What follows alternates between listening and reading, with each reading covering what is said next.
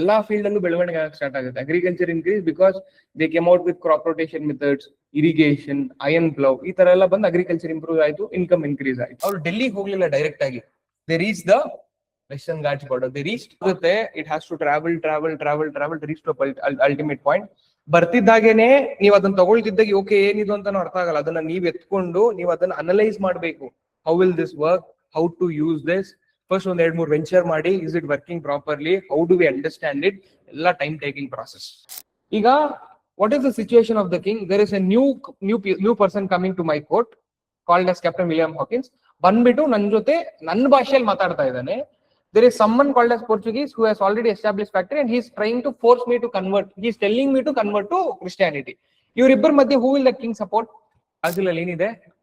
Amazon forest. Amazon forest ಅಲ್ಲಿ English ಅವ್ರಿಗೆ ಏನ್ ಕೆಲಸ? ಏನ್ ಟಿಂಬರ್ ಮಾಡ್ತಾರ ಅವರು? They are mainly searching for.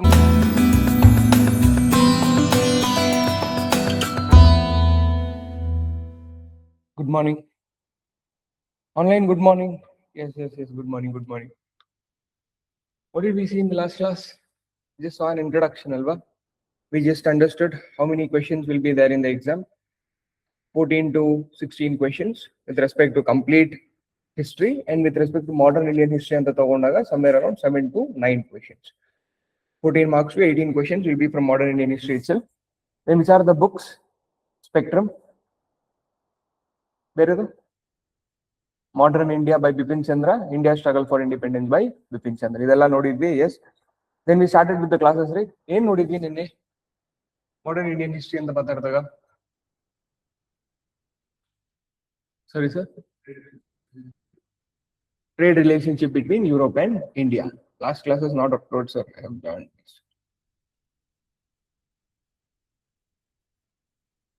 Okay. It's not uploaded. We will have a quick revision of whatever we have seen yesterday also. Yes. Fall of Constantinople. Yes. Maritime trade routes. Okay. First we understood what was the necessity for Portuguese or other European powers to come to India. ಮೊದಲನೇದು ಅವ್ರು ಬರುವಂತ ಅವಶ್ಯಕತೆ ಏನಿತ್ತು ಅಂತ. Before they come to India, was there any trade relationship already established between the Europe and Indian Empire? The question answer madbekadre we understood the European region, nothing but this region, the European region earlier had two empires called as Roman Empire and the Byzantine Empire. The capital of Byzantine Empire was Constantinople. From the ancient and the medieval times itself, India had relationship with this Constantinople or the Byzantine Empire through three routes. Which are those three routes? Starting from India, very good, Central Asia, or we used to call it as Transoxian region. Haudalva? Central Asia or Transoxian region. From this Transoxian region, they used to move towards, very good, Russia. From Russia towards the Baltic Sea, Europe ki hogbegalva avaru, towards the Baltic Sea, and from Baltic Sea they used to end up in this European Empire or the Roman Empire or the Byzantine Empire. This was one of the routes. Second route was India. Yes, Gulf of Oman, Persian Gulf. Correct? From Persian Gulf they used to enter Iraq. Earlier Iraq was called as Babylon. This is where the Mesopotamian civilization came into picture. Babylon, and from Babylon they used to enter Mediterranean region. From Mediterranean region, Phoenicia and Genos, and from there they used to enter Europe. Yes, this is the second route. And the third route was from India they used to enter this new hill, the Gulf of Oman, and from there they used to travel only across the borders, only across the coastal line and enter Red Sea. From Red Sea they used to enter Egypt. From Egypt they used to enter Mediterranean region. From Mediterranean region they used to enter Venice and Genoa and ultimately go towards Europe. These were the three land routes. Why they used to travel only along the coastal borders?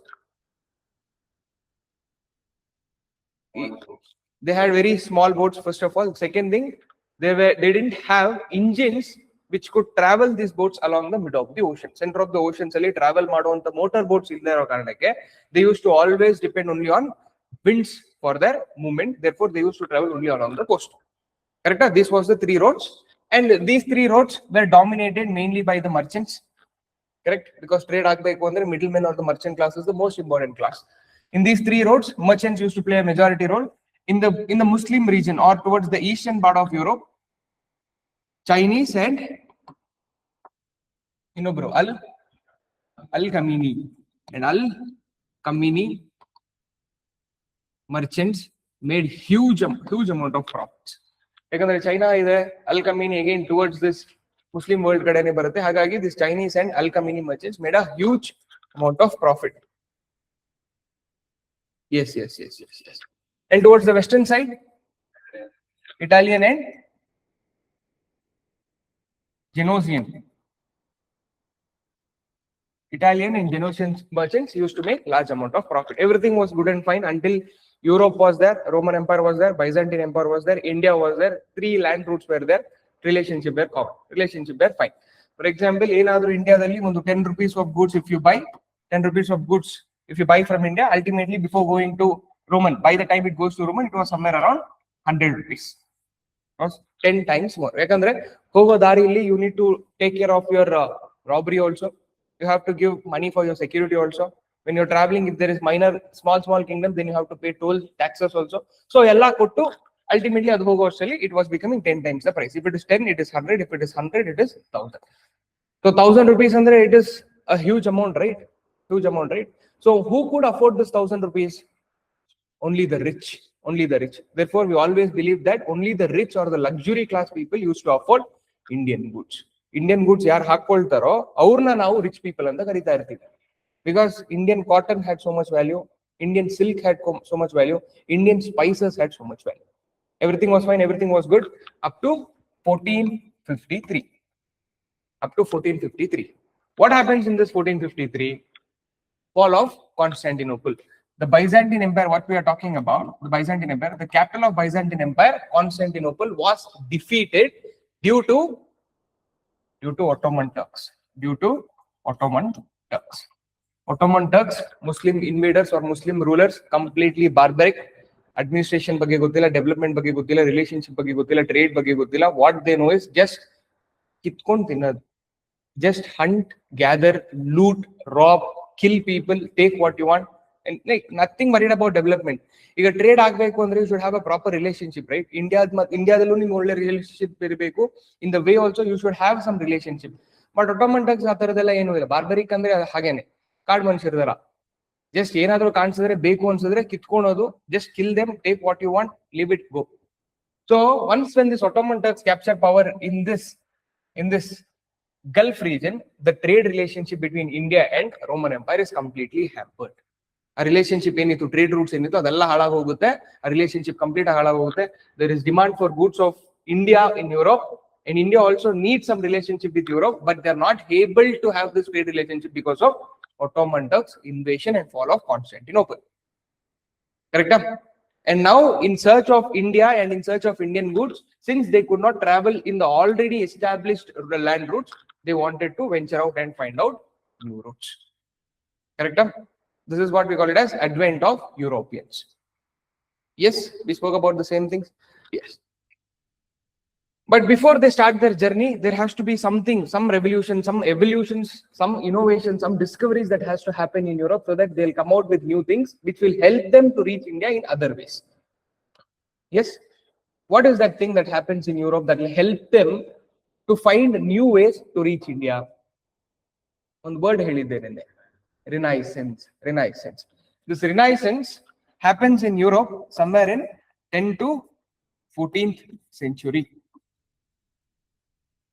Renaissance ಅಂದ್ರೆ ಹೋಗ್ಲಿ, Renaissance simply means rational thinking, logical thinking, questioning. ಏನೇ ಹೇಳಿದ್ರು okay ಅಂತ ಹೇಳೋದಲ್ಲ, ಏನೇ ಹೇಳಿದ್ರು ಯಾಕೆ ಅಂತ ಕೇಳೋದು. That is called as Renaissance. ಇಲ್ಲಿವರೆಗೂ what did we see up to this 10th to 14th century? Before this period of Renaissance, the entire Europe was dependent on Pope. Simple as that. On religion. Whatever religion told, the people used to follow that silently. ಬೇರೆ ಏನು question ಮಾಡ್ತೀರಾ, ಏನು ಕೇಳ್ತೀರಾ, ಅವ್ರು ಏನ್ ಹೇಳ್ತಾರೋ ಅದನ್ನ ಕೇಳ್ಕೊಂಡು ಸೈಲೆಂಟ್ ಆಗಿರುವಂತ ಜನ. When you completely depend on religion for everything, what to be done, what not to be done, what to discover, what not to discover, how will the country grow?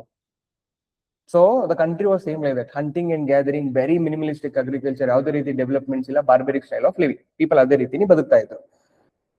But after some time, after the trade increased, after the trade relationship increased, they got some information that developed in the Indian subcontinent also. ಇನ್ನೊಂದು ನಾವು ಮರಿಬಾರ್ದಾಗಿರೋ ವಿಚಾರ, ಇವಾಗ ನಾನು Indian ಸಬ್ continent ಅಂತ ಕರಿತಾ ಇದ್ದೀನಿ, but during this time of 1400s 1411 century India ಅನ್ನೋ ಹೆಸರೇ ಇಲ್ಲ. ಕರೆಕ್ಟಾ? ಇಂಡಿಯಾ ಯಾವಾಗ ಫಾರ್ಮ್ ಆಗಿತ್ತು? After independence, right? After 1947, we in the parliament decided India and Bharat to be the name of this place called as subcontinent, Indian subcontinent. Correct? Allivargunu they always felt this as Sindhu. Sindhu. Our name hege evolve agutte annodu, it's a different story. How did India get the name India? Any idea? Simple as it. There is a river which runs along the western borders of India. Which is that? And the Indus. River Indus. River Indus. Now adana Indus anta karita irliಲ್ಲ. We used to call it as River Sindhu. River Sindhu. That is the name. ಅದಕ್ಕೋಸ್ಕರನೇ ನಾವು Harappan civilization is also called as Sindhu ನಾಗರಿಕತೆ in Kannada. Sindhu ನಾಗರಿಕತೆ ಅಂತ ಏನು ಕರಿತೀವಿ ಅಂದ್ರೆ, ಸಿಂಧೂ ನದಿಯ ಮೇಲೆ ನಡೆದಂತ ನಾಗರಿಕತೆಗೆ ನಾವು ಸಿಂಧೂ ನಾಗರಿಕತೆ ಅಂತ ಹೆಸರು ಕೊಡ್ತೀವಿ. And it was, but right, we used to call it as Sindhu River. And by the time it goes to Afghanistan towards the Muslim rule, they don't know the word sa. Sa annake bandilla. ಆ ಸಿಂಧೂನವರು ಹಿಂದೂ ಮಾಡ್ತಾರೆ. ಸಿಂಧೂನವರು ಹಿಂದೂ ಮಾಡ್ತಾರೆ. That is how we get the name Hindustan. Hindus ಅಂತ ನಾವೇನ್ ಕರಿತೀವಿ, ಆ name ಬಂದದ ಕಾರಣ ಅದೇ. Afghanistan, Persia, Gulf, ಈ Muslim region ಹೋಗೋಷ್ಟರಲ್ಲಿ Sindhu became Hindu, and by the time it reached Turkey to the eastern parts of Europe, it became Hindu. Hindu. Sindhu ಹೋಗಿ ಹಿಂದೂ ಆಯ್ತು. ಹಿಂದೂ ಇಂದ ಇಂದು, ಹಾನು ಇಲ್ಲ, ಹಾ ಬರ್ತಾ ಇಲ್ಲ ಅವ್ರಿಗೆ, ಈ ಇಂದು. And from Hindu it became India. And from Hindu it became India. And that is how we follow even today. Britishers ಹೇಳ್ಕೊಟ್ಟಿರೋದನ್ನ ಇವತ್ತು ನಾವು ಫಾಲೋ ಮಾಡ್ತಾ ಇರೋದಲ್ವಾ? The same thing. The name is also given by them. So coming back to again, they wanted to find out India, but they don't know where is India. What do they know about India? Where is India? Andre, they just know that there is a land called as subcontinent, something like subcontinent. Subcontinent andre three sides covered by water bodies called as subcontinent. Idu namak subcontinent. You have Bay of Bengal, Indian Ocean, and Arabic Ocean. When a land body is covered by three sides of water, we call it as subcontinent. They just know there is a subcontinent kind of place there, which is known for spices, which is known for cotton, which is known for precious stones, and we need to go there to buy all that. And it is very good, very valuable in Europe also. If we have some trade relationship, our hatra hogi navenadru, if we purchase all that and come back to Europe, we can make huge amount of profit. Ishte avaru gottirodu. Ellige hogbeku, hege hoggbeku, hege hodre India sigutte ಅನ್ನೋ basic knowledge ಇಲ್ಲ. ಯಾಕಂದ್ರೆ Ottoman Turks ಇರೋದಕ್ಕಿಂತ ಮುಂಚೆ trade relations, Chinese and Alchemy and Italian and Genoese, they used to take care of everything. What was the need for Portuguese, Spain or British to come towards India? Merchants idralva, they used to take care of it. But no, because of Ottoman Turks, merchants are also not there, goods are also not there, but we need the goods. That is when, during the period of Renaissance in 10th to 14th century, they come up with different developments.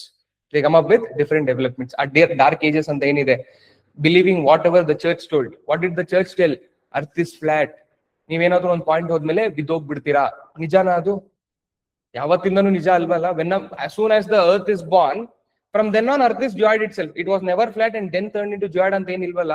ಭೂಮಿ ಯಾವತ್ತು ಹುಡ್ತೋ ಆವತ್ತಿಂದನೂ ಗುಂಡಿಗೆ ಇದೆ. Then why did these church people tell earth is flat? Because that is the knowledge they had. But since everyone used to listen to them ಅನ್ನೋ ಕಾರಣಕ್ಕೆ, they used to tell whatever they felt. So hagagi, there was no kind of exploration. But when this trade relationship established, the German people or the European people understood, okay, there is some kind of geography. Earth is a globe. There is astronomy. There is trigonometry. And all this has been established in India. Indiaದಲ್ಲಿ already ಇದರ ಬಗ್ಗೆ books ಬರೀತಾ ಇದ್ದಾರೆ, ಇದರ ಬಗ್ಗೆ knowledge share ಮಾಡ್ತಾ ಇದ್ದಾರೆ, and we have some amount of knowledge that has generated in India and came towards Europe because of merchants. So they understood this. Now they wanted to explore it. ಇದರ ಜೊತೆಲಿ explore ಮಾಡಬೇಕು ಅಂದ್ರೆ you need some additional instruments also which will help you in exploration. That is when scientific development started after this Renaissance period. What are the scientific developments that happened in Europe because of Renaissance? Compass. What is this compass? In compass adu Mariner's compass. Who invented this Mariner's compass first? China invented this mariner's compass in 3rd century BC itself. In 3rd century BC. But this mariner's compass comes to Europe in 12th century AD. So what is the difference? 1200 years plus 300 years. 1500 years. And 1500 years of difference ಇದೆ. ಚೈನಾದಲ್ಲಿ ಬಂದಂತ ಮೆರಿನರ್ಸ್ campus Europe ಬರೋದಕ್ಕೆ 1500 ವರ್ಷ ತಗೊಂಡಿದೆ. Just understand the evolution process. ಇವತ್ತು ಅನ್ಕೊಂಡು ನಾಳೆ ಆಗೋ ಕೆಲಸ ಅಲ್ಲ ಹಿಸ್ಟ್ರಿ. ಎಲ್ಲೋ ಆಗುತ್ತೆ. It has to travel reach to ultimate point. ಬರ್ತಿದ್ದಾಗೇನೆ ನೀವು ಅದನ್ನ ತಗೊಳ್ತಿದ್ದಾಗ ಓಕೆ ಏನಿದು ಅಂತ ಅರ್ಥ ಆಗಲ್ಲ. ಅದನ್ನ ನೀವ್ ಎತ್ಕೊಂಡು ನೀವು ಅದನ್ನ ಅನಲೈಸ್ ಮಾಡ್ಬೇಕು. How will this work, how to use this. First ಒಂದ್ 2-3 ವೆಂಚರ್ ಮಾಡಿ, is it working properly, how do we understand it. ಎಲ್ಲ time taking process. First important invention is mariner's compass. It was invented in China but ultimately came to Europe in 12th century AD. And second important invention was chip lock. What is this chip lock? Yes, ಈ ತರ ಒಂದು ದಾರ ಇರುತ್ತೆ. They would tie a wooden piece something like this and ನೀರಿಗೆ ಬಿಟ್ರೆ they used to understand what is the speed of the boat. This is the second invention that happens during the period of Renaissance. Next, third invention is traverse board. What is this traverse board?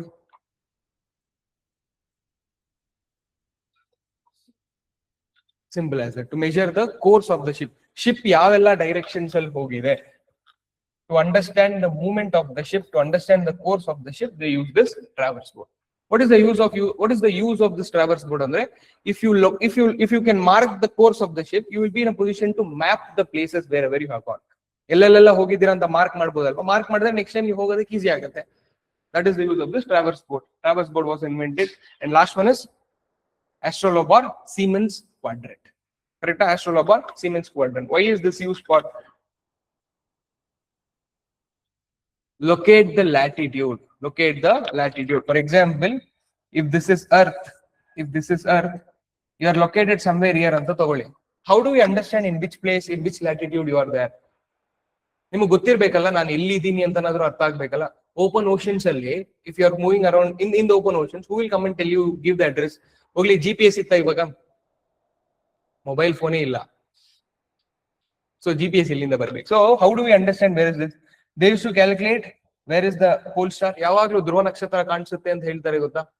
ಕೇಳಿಸ್ಕೊಂಡಿದ್ದೀರಲ್ವಾ? North pole star, it's always fixed at a particular location which is vertical to the north pole. North pole ಹೇಗಿದೆಯೋ ಅದೇ ರೀತಿ pole star concept. If you understand the location of pole star and if you know where you are, won't you be able to find the distance? Using trigonometry, they used to calculate where are they located, and they did this with the help of this astrolabe or Siemens quadrant. These were the 4 important scientific inventions that happened during the Renaissance, which helped them to use the boats. Boats na use ಮಾಡಿಕೊಂಡು, if you want to travel along the ships, like along the water bodies, how to travel ಅನ್ನೋದಕ್ಕೆ all these instruments made them, like help them basically. ಅದರ ಜೊತೆಲಿ ನಿನ್ನೆ mention ಮಾಡಿದಾಗ steam engines came into being. Coal was produced. Coal ಇಂದ heat generate ಮಾಡಿ, heat ಇಂದ electricity ಹೇಗೆ generate ಮಾಡೋದು ಅಂತ ಕಲ್ತ್ಕೊಳ್ತಾರೆ. ಅಂಡ್ ಒಂದ್ಸತಿ ಬೋಟ್ ರೆಡಿ ಆಗಿದೆ, ಜಸ್ಟ್ ಸ್ಟೀಮ್ ಮೀನ್ಸ್ ಇಂಜಿನ್ಸ್ ಎಲ್ಲ ರೆಡಿ ಆಗಿದೆ ಅಂತಿದ್ದಂಗೆ ಹೋಗ್ಬಿಡಕ್ ಆಗಲ್ವಲ್ಲ. ಹೋಗ್ಬೇಕು ಅಂದ್ರೆ ಎಲ್ಲಿಗೆ ಹೋಗ್ಬೇಕು ಅಂತ ಗೊತ್ತಿರ್ಬೇಕಲ್ಲ. ಎಲ್ಲಿ ಹೋಗ್ಬೇಕು ಅಂತ ಹೇಗೆ ಗೊತ್ತಾಗುತ್ತೆ? with the help of all these instruments. This is with respect to scientific development. Scientific developments agi, they have the boat, they have the engine, they have the compass, they have the traverse board. Okay, they know where to go, how to go. Hodre hello hogbeko, hege hogbeko anno basic idea nadru ide.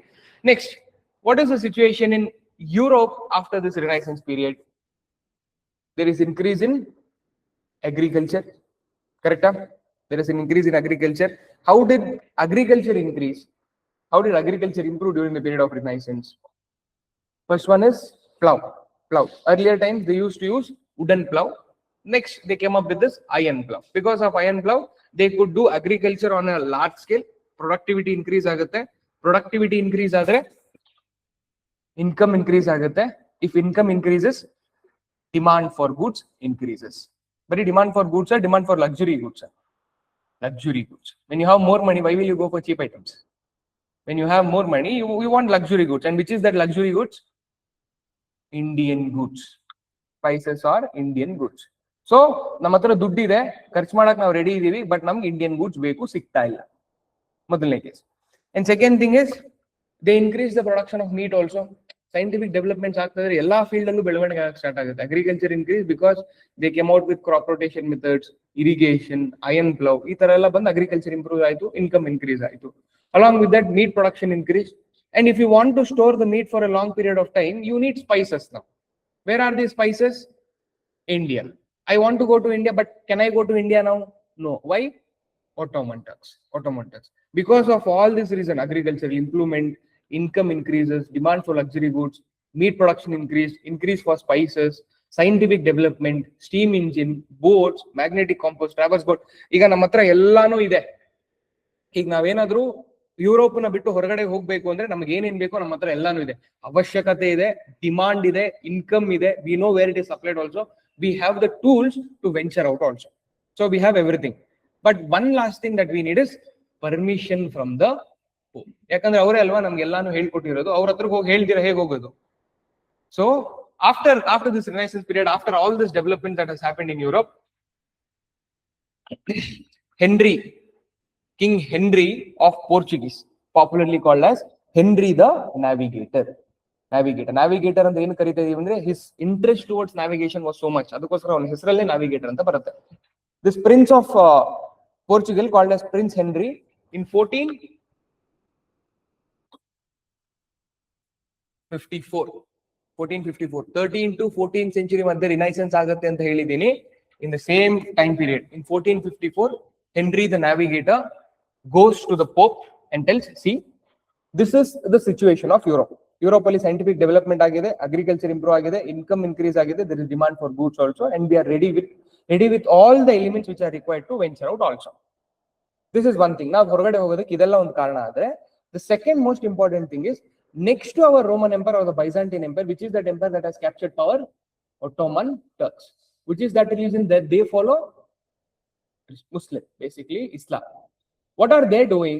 They are spreading Islam religion to different parts of the world. They are doing it forcefully. They are converting everyone forcefully towards Islam. Iday riti continue adre, what about Christianity? What should the Christian religion do? So we andre Henry, Portuguese, Europe, we as the protector of Christian religion, it is our responsibility to make sure that Christianity is spread to different parts of the world. This is what Henry went and told to the Pope. ಈಗ Pope ಏನು ಹೇಳ್ತಾನೆ ಅದಕ್ಕೆ? He would be very happy. He is talking about religion itself. ಬೇರೆ ಏನಾದ್ರು ಹೇಳಿದ್ರೆ ಏನಪ್ಪಾ ಇದು ಅಂತ ಕೇಳಿರ್ಬೋದಾಗಿತ್ತು. He is coming and telling, sir, ನಮ್ಮ ರಿಲಿಜನ್ ಅನ್ನ ಊರೆಲ್ಲ ಹಬ್ಸನ ಅಂತ ಹೇಳ್ತಾ ಇದ್ದಾನೆ. Why will the Pope tell no? Pope was like, okay, sir, if you are venturing out, okay. ಆಗತ್ತೆ, ಪರ್ಮಿಷನ್ ಸಿಗುತ್ತೆ. After Henry the Navigator gets the permission from the Pope that yes, Europeans can venture out, for the first time a person called as Bartholomew Diaz in the year 1487 ventures out from Spain. ನಾವಿಲ್ಲಿ ಮಾತಾಡ್ತಾ ಇರೋದು ಬರೀ Spain ಬಗ್ಗೆ ಮತ್ತೆ Portuguese ಬಗ್ಗೆ. We are not talking about English, basically British. We are not talking about French. We are not talking about Dutch. We are not talking about Danish. We are not talking about any other European powers, because ಈ point of time ಅಲ್ಲಿ 13 to 14th century time period ಅಲ್ಲಿ only these two countries are powerful. Only Portuguese is powerful, only Spain is powerful. They have the money to invest for all these voyages. They have the money for scientific development. They have the money to improve agriculture. They have the money to improve meat production. Avra hatrane ದುಡ್ಡಿರೋದ್ರಿಂದ they are the two most key players during this point of time. Next, Bartholomew Diaz from Spain, he ventures out. He comes up to Cape of Good Hope ಬರ್ತಾನೆ, and he will further reach towards the east of Africa also, and he tells, I have found out India ನಾನು ಕಂಡಿಡಿದ್ ಬಿಟ್ಟಿದ್ದೀನಿ. ಏನಕ್ಕೆ ಅಂದ್ರೆ ಅವ್ರಿಗೆ ಗೊತ್ತಿರೋದು India East ಅಲ್ಲಿ ಇದೆ ಅಂತ ಗೊತ್ತಷ್ಟೇನೆ. ಇಂಡಿಯಾ ಎಷ್ಟು ಈಸ್ಟ್ ಅಲ್ಲಿ ಇದೆ ಅಂತಾನು ಗೊತ್ತಿಲ್ಲ. ಸೊ ಅವ್ರಿಗೆ ಸಿಕ್ಕಂತ ಮೊದಲನೇ ಲ್ಯಾಂಡ್ ರೂಟ್ ನೇ they are thinking, whichever location, ಎಲ್ಲಾದ್ರೂ ಸ್ಪೈಸ್ ಕಾಣಿಸಿದ್ರೆ, ಎಲ್ಲಾದ್ರೂ ಕಾಟನ್ ಕಾಣಿಸಿದ್ರೆ, they are thinking that is India. Just think, imagine ಮಾಡ್ಕೊಳ್ಳಿ ಎಷ್ಟು ಬ್ಲೈಂಡ್ ಆಗಿದೆ ಸಿಚುವೇಶನ್ ಅಂತ. You don't know where to go. ನಿಮಗೆ ಗೊತ್ತಿರೋದೆಲ್ಲ ಆ ಊರಲ್ಲಿ ಸ್ಪೈಸಸ್ ಸಿಗುತ್ತೆ, ಕಾಟನ್ ಸಿಗುತ್ತೆ, ಸಿಲ್ಕ್ ಸಿಗುತ್ತೆ ಅಂತ. ಸ್ಪೈಸಸ್, ಕಾಟನ್, ಸಿಲ್ಕ್ ನ ಹುಡ್ಕೊಳ್ತಾ ಹೋಗ್ತಾ ಅದೆಲ್ಲಿ ಸಿಗುತ್ತೋ ಅದನ್ನ ಇಂಡಿಯಾ ಅಂತ ಫಿಕ್ಸ್ ಆಗ್ಬಿಡ್ತಾ ಇದ್ದೀರಾ ನೀವು. ಸೊ ಯುರೋಪ್ ಬರ್ತಾರೆ, ಮೀನ್ಸ್ ಆಫ್ರಿಕಾಗ್ ಬರ್ತಾರೆ, they will go to the eastern parts of Africa, they find some amount of spices, they feel this is India, and he goes back taking everything, and he tells ನಾನು India find ಮಾಡಿದೀನಿ ಅಂತ. But ಅಲ್ಲಿ ಹೋದ್ಮೇಲೆ what they have, what is seen completely different. Okay, they understood. Okay, Bartholomew Diaz ಹೇಳ್ತಾ ಇರೋದು India ಅಲ್ಲ. He has gone to a different location, but he's thinking that he has gone to India. Okay, Bartholomew Diaz, he has gone to Cape of Good Hope. It is of no use. Seri beda.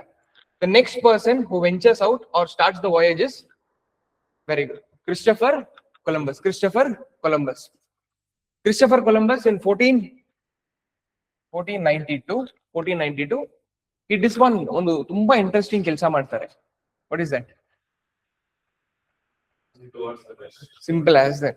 You always thought if this is Europe, this is India alva. For Europe it is towards the east. ಅವನೇನ್ ಅನ್ಕೊಳ್ತಾನೆ, ಈಗ ನಾನು East ಬಂದ್ರು ಇಂಡಿಯಾಗೆ ಹೋಗ್ತೀನಿ, since earth is globe, I'll go from left, ಹಿಂದ್ಗಡೆಯಿಂದ ಬಂದ್ಬಿಡ್ತೀನಿ ಅಂತ. ಒಂದ್ ರೌಂಡ್ ಹಾಕೊಂಡ್ ಬಂದ್ರೆ ಸರ್ಕಲ್ ಅಲ್ವಾ. So instead of going towards the east, ಯಾಕಂದ್ರೆ ಈಸ್ಟ್ ಹೋಗಿ what did Bartholomew Dias find out? South Africa ಹೋಗಿದ್ದಾನೆ, ಇಂಡಿಯಾಗೆ ಹೋಗೇ ಇಲ್ಲ ಅವನು. ಸೊ ಸೌತ್ ಆಫ್ರಿಕಾ ಆದ್ಮೇಲೆ ಏನಿದೆ ಯಾರಿಗೂ ಗೊತ್ತಿಲ್ಲ. So instead of going towards the east, I'll go towards the west. Ultimately, I'll come towards India is his idea. Idu avun plan madirodu. But as soon as he ventures out, he'll ultimately reach Caribbean Islands. Caribbean Islands hodmelu he'll see all the spices there. I told. Where is Caribbean Islands located? In the same latitude of India. India ell located agutto a latitude alli 23.5 degree latitude among 20 to 30 degree latitude alli Caribbean Island is also located. He will come there, he will see all the spices. Yes, I have found out India. Did he find out India? No. But ಅವನ್ಗೆ ಎಷ್ಟು ಹೇಳಿದ್ರು ಅವ್ನು ಒಪ್ಕೊಳೋದೇ ಇಲ್ಲ ಅದನ್ನ. ಅವ್ನು ಎಷ್ಟು ನಂಬಿರ್ತಾನೆ ಅಂದ್ರೆ ಜಗತ್ತು ಅವ್ನ್ಗೆ ಎಷ್ಟೇ ಕನ್ವಿನ್ಸ್ ಮಾಡಿದ್ರು ಅದನ್ನ ನಂಬುದನ್ನ ಚೇಂಜ್ ಮಾಡೋದಕ್ಕೆ ಬಿಡದೇ ಇಲ್ಲ. That is why they name the region itself as West Indies. ಅದಾದ್ಮೇಲೆ after Christopher Columbus and Bartholomew Dias, one went towards the east and one went towards the west. ಇವಾಗ ಪೋರ್ಚುಗೀಸ್ ಮತ್ತೆ Spain ಮಧ್ಯೆ ಒಂದು ಜಗಳ start ಆಗುತ್ತೆ. Spain and Portuguese where should they venture out? ಯಾವ direction ಅಲ್ಲಿ ಹೋಗಿ ಯಾವ ಲೊಕೇಶನ್ಸ್ ಅವ್ರು ಫೈಂಡ್ ಮಾಡಬೇಕು? ಇದೊಂದು ಕನ್ಫ್ಯೂಷನ್ ಸ್ಟಾರ್ಟ್ ಆಗಿ it will be leading to some amount of conflict between Spain and Portuguese. ಆದ್ರೆ ಇವ್ರಿಬ್ರೇನೆ ಪವರ್ಫುಲ್ ಕಂಟ್ರೀಸ್. ಇವಾಗ ಇವ್ರಿಬ್ರ ಹತ್ರನೇ ದುಡ್ಡಿರೋದು. ಏನಾದ್ರೂ ನಾವು ಎಕ್ಸ್ಪ್ಲೋರೇಷನ್ ಮಾಡಬೇಕು ಅಂದ್ರೆ, if you want to explore, the amount should be given by these two countries itself. But what are these two countries doing? They are fighting among themself regarding where to go, how to explore. So ಇವ್ರಿಬ್ರು ಕಿತ್ತಾಡಿದ್ರೆ ಇನ್ ಮುಂದೆ ಯಾವುದೇ ರೀತಿ developments ಆಗಲ್ಲ. So there has to be some amount of compromise between two of them. And this compromise was established in Treaty of Tordesillas. Treaty of Tordesillas in 1494. What is this Treaty of Tordesillas? ಏನ್ ಹೇಳ್ತಾರೆ ಇಲ್ಲಿ?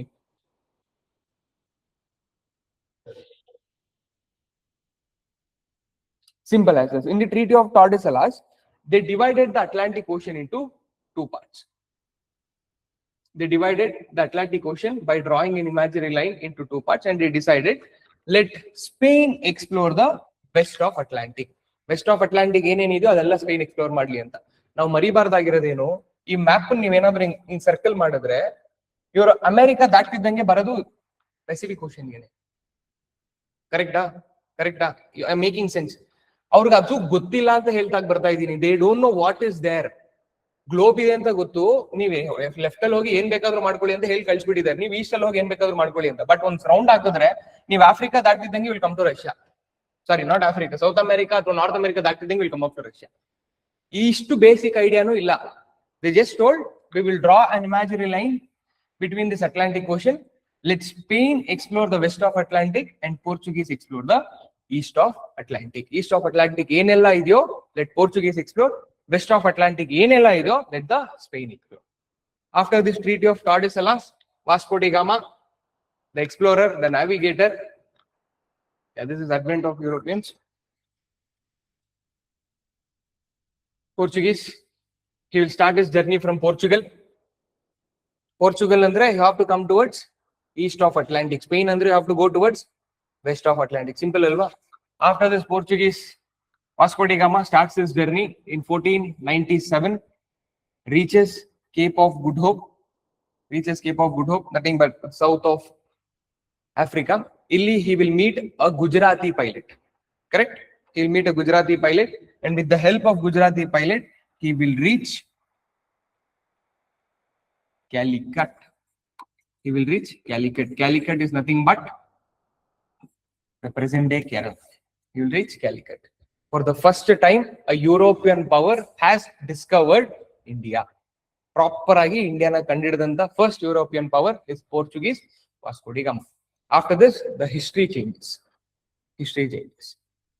Illi now tilkodbekagiro another important thing is there has been lot of invasions into India. Andre India na horagade powers bandu tumba invade ಮಾಡಿ they have attacked India many times, multiple times. Yes. Now this is India. This is India. Yeah. Ancient ಮತ್ತೆ medieval history ಆಗಿರೋರು just try to remember it.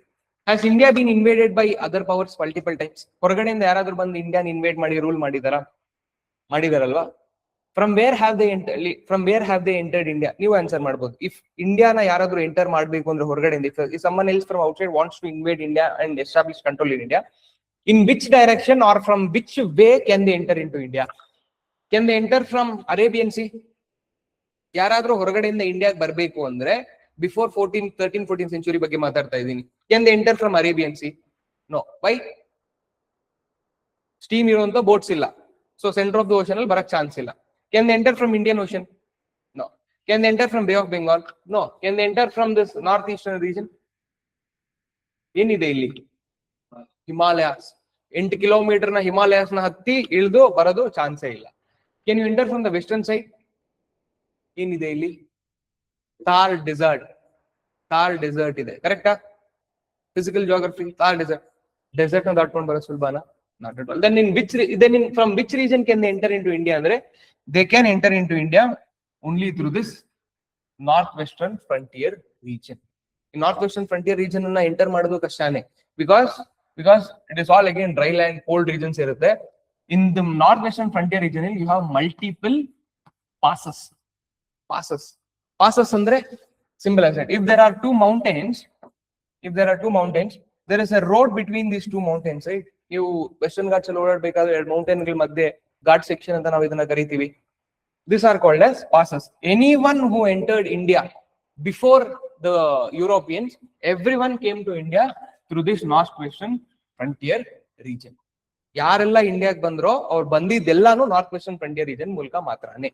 Example 2500 ಇಂದ ತಗೊಂಡ್ರು the first one to enter India through northwestern frontier region was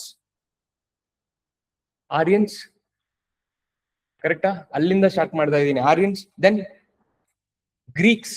Alexander ಬರ್ತಾನೆ ಇಂಡಿಯಾಗೆ ಅಂತ ಹೇಳಿದ್ವಿ. Alexander the great ಒಬ್ಬ ಬರ್ತಾನೆ, ಕೇಳಿದಿರಲ್ವಾ ಹೆಸರು?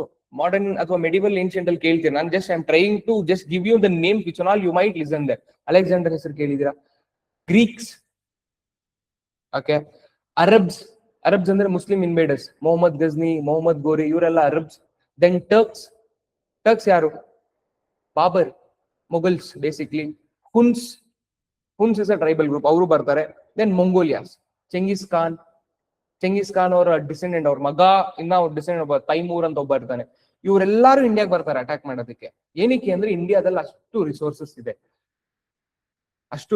ಇದೆ. ಈಗ ಇಂಡಿಯಾ ಬಿಟ್ಟು ನೀವು ಯಾವುದೇ ರೀಜನ್ ನೋಡ್ಕೊಳ್ಳಿ ಅಕ್ಕಪಕ್ಕದಲ್ಲಿ, ಇಂಡಿಯಾ ಪಕ್ಕ you have this, I am not specifically talking about Pakistan, Afghanistan ಅನ್ನಲ್ಲ. Let's talk about the Muslim world. What are the resources in this Muslim world? India ಅಷ್ಟು ರಿಸೋರ್ಸಸ್ ಅಲ್ಲಿ ಇದೆಯಾ? ಮುಸ್ಲಿಂ ವರ್ಲ್ಡ್ ನಲ್ಲಿ ಏನಿದೆ? ಬರೀ ಡೆಸರ್ಟ್ ಇದೆ.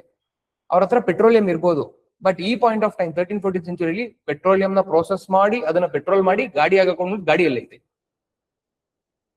So there is no use of having petroleum also. ಏನೆಲ್ಲ ಬೇಕೋ ಎಲ್ಲ ಇಂಡಿಯಾದಲ್ಲಿ ಇದೆ. So everyone wanted India, everyone wanted to come to India, and everyone came to India only through this passes.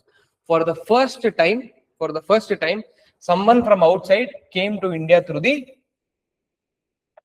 sea route. Yaradu? Vasco da Gama. And from then on, all the European powers which came to India came from this sea route itself.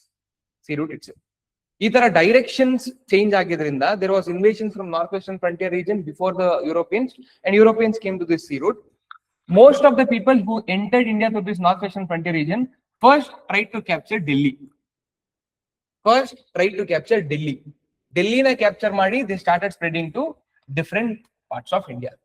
They entered through northwestern frontier region, so they had to capture Delhi. But since they entered through sea route, ಅವರು ಡೆಲ್ಲಿ ಹೋಗ್ಲಿಲ್ಲ direct ಆಗಿ. They reached the Western Ghats border. They reached Kerala.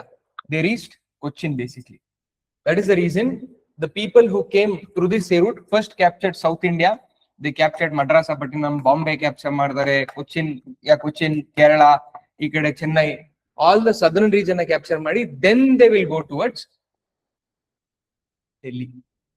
This is the difference between the capturing of other powers and the European powers. This was a previous year question. What is the difference between other invasions and European invasions? ಮೊದಲನೇದು ದಾರಿ. ಎಲ್ಲರೂ ಬಂದಿದ್ದು north western frontier region ಇಂದ. All the invaders came to India through north western frontier region. Only the European powers came through South India, and that is through sea route. All other powers tried to capture Delhi and then capture complete India, but European powers captured South India first. South Indian capture ಮಾಡಿದ್ರು, ಅವ್ರ main cities capture ಮಾಡಲಿಲ್ಲ. They first captured all the important ports. ಏನಕ್ಕೆ ಅಂದ್ರೆ ಅವ್ರ ಹತ್ರ ships ಇದೆ strong ಆಗಿ, ಇಂಡಿಯಾದಲ್ಲಿ ಶಿಪ್ಸ್ ಇಲ್ಲ. ಅವರು ಶಿಪ್ಸ್ ಅಲ್ಲಿ ಎಷ್ಟಂತ ಆರ್ಮಿನ್ ಕರ್ಕೊಂಡ್ ಬರ್ಬೋದು, ಇಲ್ಲಿ ಆಲ್ರೆಡಿ ಆರ್ಮೀಸ್ ಇದೆ. ಸೊ ಆರ್ಮಿನ್ ಕರ್ಕೊಂಡ್ ಬಂದ್ರೆ ಇಲ್ಲಿ ಆಫ್ ನೋ ಯೂಸ್. ಸೊ ನಮ್ಮ ಹತ್ರ ಪೋರ್ಟ್ಸ್ ಇರ್ಬೇಕು ಫಸ್ಟ್. ನಮ್ಮ ಹತ್ರ ಆಲ್ರೆಡಿ ಸ್ಟ್ರಾಂಗ್ ಬೋಟ್ಸ್ ಇದೆ, ನಮ್ಮ ಹತ್ರ ಪೋರ್ಟ್ಸ್ ಕಂಟ್ರೋಲ್ ಇದ್ರೆ, if tomorrow there is any problem I will run away into the sea. Can the Indian people attack me in the sea? No. ಯಾಕಂದ್ರೆ ಅವ್ರ ಹತ್ರ ಬೋಟ್ಸ್ ಇಲ್ಲ. That is the reason they will capture all the important ports first, then go towards Delhi. This was the case, yes. Then ಇಲ್ಲಿವರೆಗೂ ಮಾತಾಡಿದ್ವಿ ಅಲ್ವಾ? Then we have spoken a small part about this, the kings who were there in India itself. First antalla, we are talking about Mughal dynasty, which was there during the time of invasion, during the time of arrival of Europeans. 1498 ಅಲ್ಲಿ Vasco da Gama comes to India, even before the establishment of Mughal dynasty. Even before the establishment of Mughal dynasty, Vasco da Gama has come to India. In Mughal dynasty, who are the important kings? Babur from 1526, 1530, forget about it. Next you have Humayun, then you have Akbar, then Jahangir, Shah Jahan, Aurangzeb.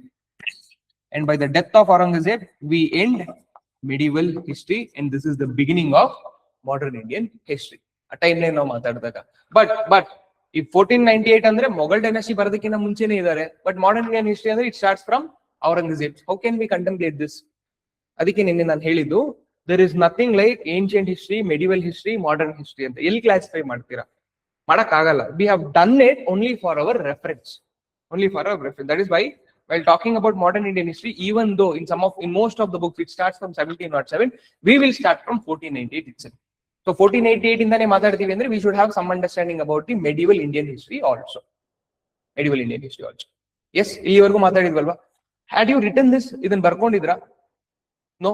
Then please make a note of it. You can write it Mughal dynasty. Mughal dynasty. And the barkond, you just write the names of the king and the time period. Don't try to remember the dates. Don't try to remember the date. You just know ಯಾರೆಲ್ಲ ಬರ್ತಾ ಇದ್ರು, ಯಾರೆಲ್ಲ ಇದ್ದಾರೆ ಅಂತ ತಿಳ್ಕೊಳ್ಳಿ. ಯಾಕಂದ್ರೆ next ಯಾವ್ದಾದ್ರು European power ಮಾತಾಡ್ಬೇಕಾದ್ರೆ keeping that time in mind when they come, you can understand who would be ruling Delhi, who will be ruling India ಅಂತ.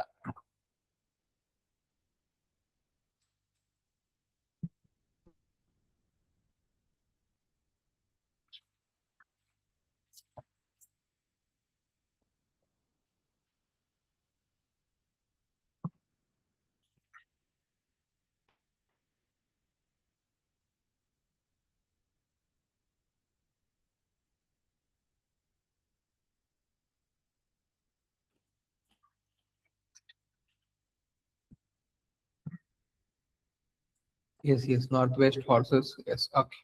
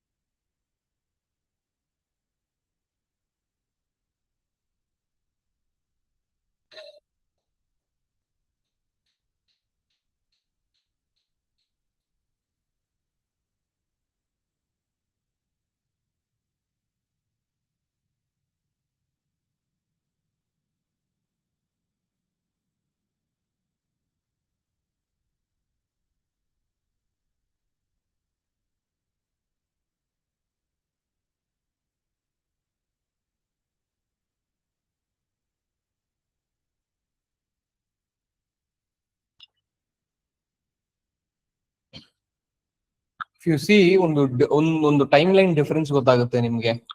Humayun is 1530 to 1540. ನೆಕ್ಸ್ಟ್ ಅವ್ರ ಮಗ ಅವ್ರು ಬರೋದು 1556 to 1605. ಇಲ್ಲೊಂದು 16 years of difference ಇದೆ ಗೊತ್ತಾ? ಇದೆಯಾ 16 years of difference? What is that difference? Ancient medieval ಆಗಿರೋರಿಗೆ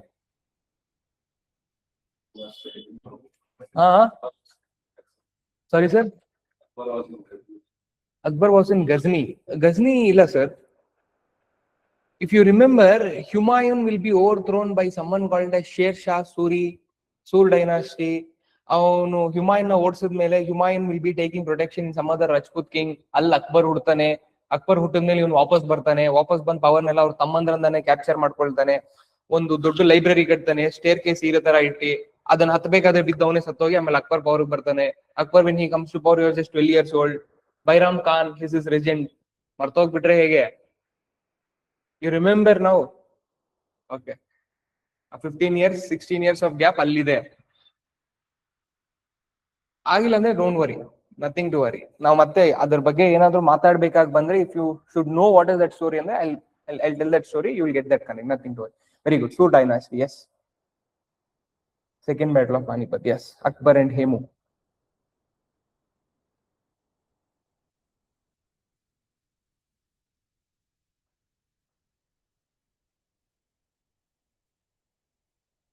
Yes, you wrote it down. Fine. Now coming back again, we were in very sad. Advent of Europeans is the name. Adalva heading ಬರ್ದಿರೋದು. Yes. Next, Portuguese in India. If you want, you can write down the subheading also. Vasco da Gama ಇಂದಾನೆ start ಮಾಡ್ತೀವಿ. Portuguese in India. First one is Vasco da Gama. What did you write in Vasco da Gama? Vasco da Gama ಏನ್ ಬರೆದ್ರಿ? Very good. He reached, ಅದು date ಎಲ್ಲ ಬರ್ಕೊಂಡ್ರಾ? Yes. He reached Calicut on May 17, 1498. After reaching there, who is the king who will welcome him? Zamorin. He is the king of Calicut, Kerala basically, Calicut. He will, after receiving him, Vasco da Gama will stay there for 3 months, and after 3 months, he will go back to Portuguese by taking all the goods. A king ಒಂದು ಸ್ವಲ್ಪ ಕೊಡ್ತಾನೆ, ಇವನು ಎಲ್ಲ purchase ಮಾಡ್ಕೊಂಡು ವಾಪಸ್ ಹೋಗಿ he sells it for 60 times more. 60 times more. Even after giving discount, he sell it for 60 times more ante. ಅದ್ ಹೇಗಾಯ್ತು ಈಗ? Let's say this is Europe and this is India and all this is sea route and this is land route. ಅದೇ mark ಮಾಡಿದ್ರೆ basically. The goods which came from India to Europe through land route costed somewhere around 1,000 rupees.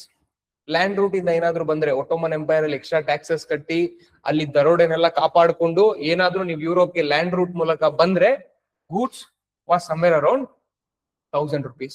And the goods which Portuguese Vasco da Gama took to Europe costed somewhere around 100 or 200 rupees. ಯಾಕಂದ್ರೆ C root ಅಲ್ಲಿ ನೀವು tax ಕಟ್ಟೋ ಅವಶ್ಯಕತೆ ಇಲ್ಲ, C ಅಲ್ಲಿ ಯಾಕೆ tax ಕಟ್ಟಿರ್ತಾರೆ ನಿಮ್ಗೆ. ಆಮೇಲೆ ಪೈರೇಟ್ಸ್ ಈ ತರದವರೆಲ್ಲ ಸಮಸ್ಯೆ ತುಂಬಾ ಕಡಿಮೆ, ಯಾಕಂದ್ರೆ ಯಾರ ಹತ್ರನೂ ಬೋಟೇ ಇಲ್ಲ, ಇರೋದೇ ನಿಮ್ಮ ಹತ್ರ ಒಂದೇ ಬೋಟು, ನಿಮ್ಮ ಹತ್ರ ಮಾತ್ರನೇ ಕಾಂಪಸ್ ಇರೋದು, ನೀವು ಮಾತ್ರನೇ ಓಡಾಡ್ಬೋದು, ಬೇರೆ ಯಾರು ಓಡಾಡಕ್ಕಾಗತ್ತೆ. So the goods which Portuguese Vasco da Gama took was somewhere around 100 and 200 rupees. Originally the goods valued at 1,000, now it is 100 and 200, 100 or 200 rupees. People will purchase which goods? Sea route ಇಂದ ಬಂದಿರೋದೇ purchase ಮಾಡ್ತಾರಲ್ವಾ. ಇನ್ನೊಂದು, now the goods which only the rich people could afford, now even can the middle class and the poor people also afford? 100-200 rupees ಕೊಡ್ಬೋದಾ? ಬರೀ rich class ಮಾತ್ರ ಬೇಕು ಅಂದ್ರೇನೆ demand ಅಷ್ಟು ಜಾಸ್ತಿ ಇದ್ರೆ, ನಾವು even the poor class middle class also want the same goods because the price is less. What should be the demand then? Automatically more. When they found out that okay, the demand for goods which are coming from sea routes is more, other European powers also wanted to venture the road, wanted to venture out and reach India and bring back with goods. But the first one to do that was Portuguese. Vasco da Gama ಬರ್ತಾನೆ, ವಾಪಸ್ ಹೋಗ್ಬಿಡ್ತಾನೆ. ಅದು ಬರ್ದಿದ್ದೀರಲ್ವಾ, last point you can write down. I guess you wrote make 60 times the money he spent. Correct? That was your last point. Okay. Next point you can write down. The goods coming from other land routes,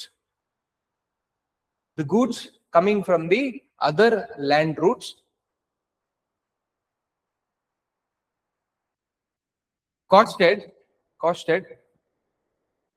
10 times more than the goods sold by Vasco da Gama. costed 10 times more than the goods sold by Vasco da Gama.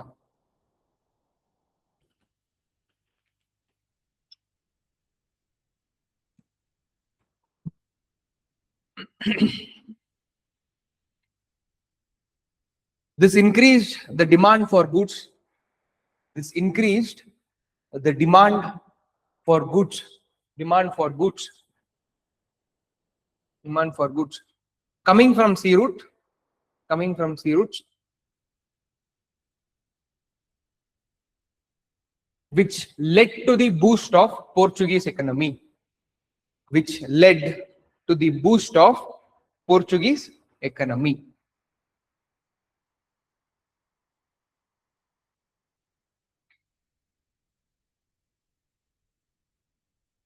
S, ಈಗ ಇಷ್ಟು ದುಡ್ಡಿದೆ, ಇಷ್ಟು profit ಇದೆ ಅಂತ ಗೊತ್ತಾದ್ಮೇಲೆ ಮತ್ತೆ ಬರ್ದಿರ ಸುಮ್ಮನೆ ಇರ್ತಾರ? Already ಅವ್ರಿಗೆ ದಾರಿ ಗೊತ್ತು, ಹೇಗ್ ಬರ್ಬೇಕು ಗೊತ್ತು. The next person who comes to India after Vasco da Gama is Pedro Alvares Cabral. The second person of Portuguese who comes to India after Vasco da Gama. 2 years after Vasco da Gama, he comes to India in 1500 AD. Comes to India in 1500 AD.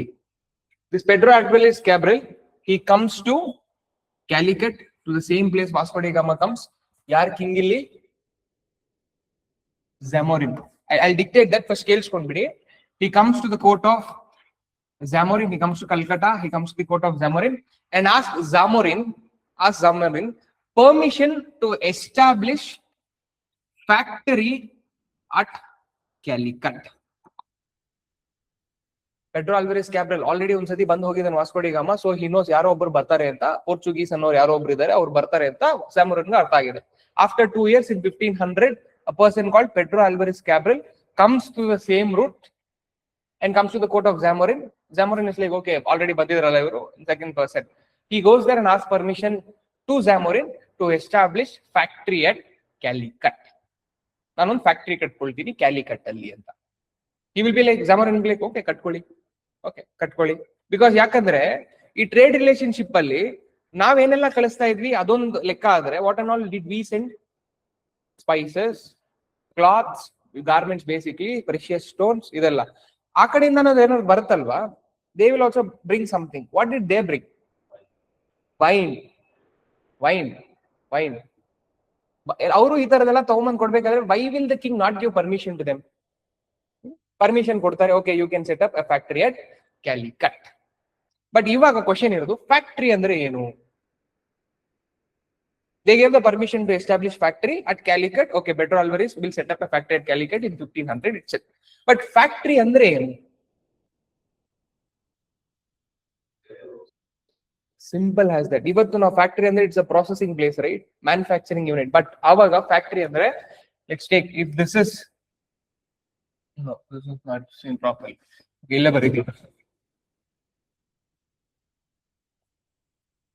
If this is India, what are the goods that they traded from India?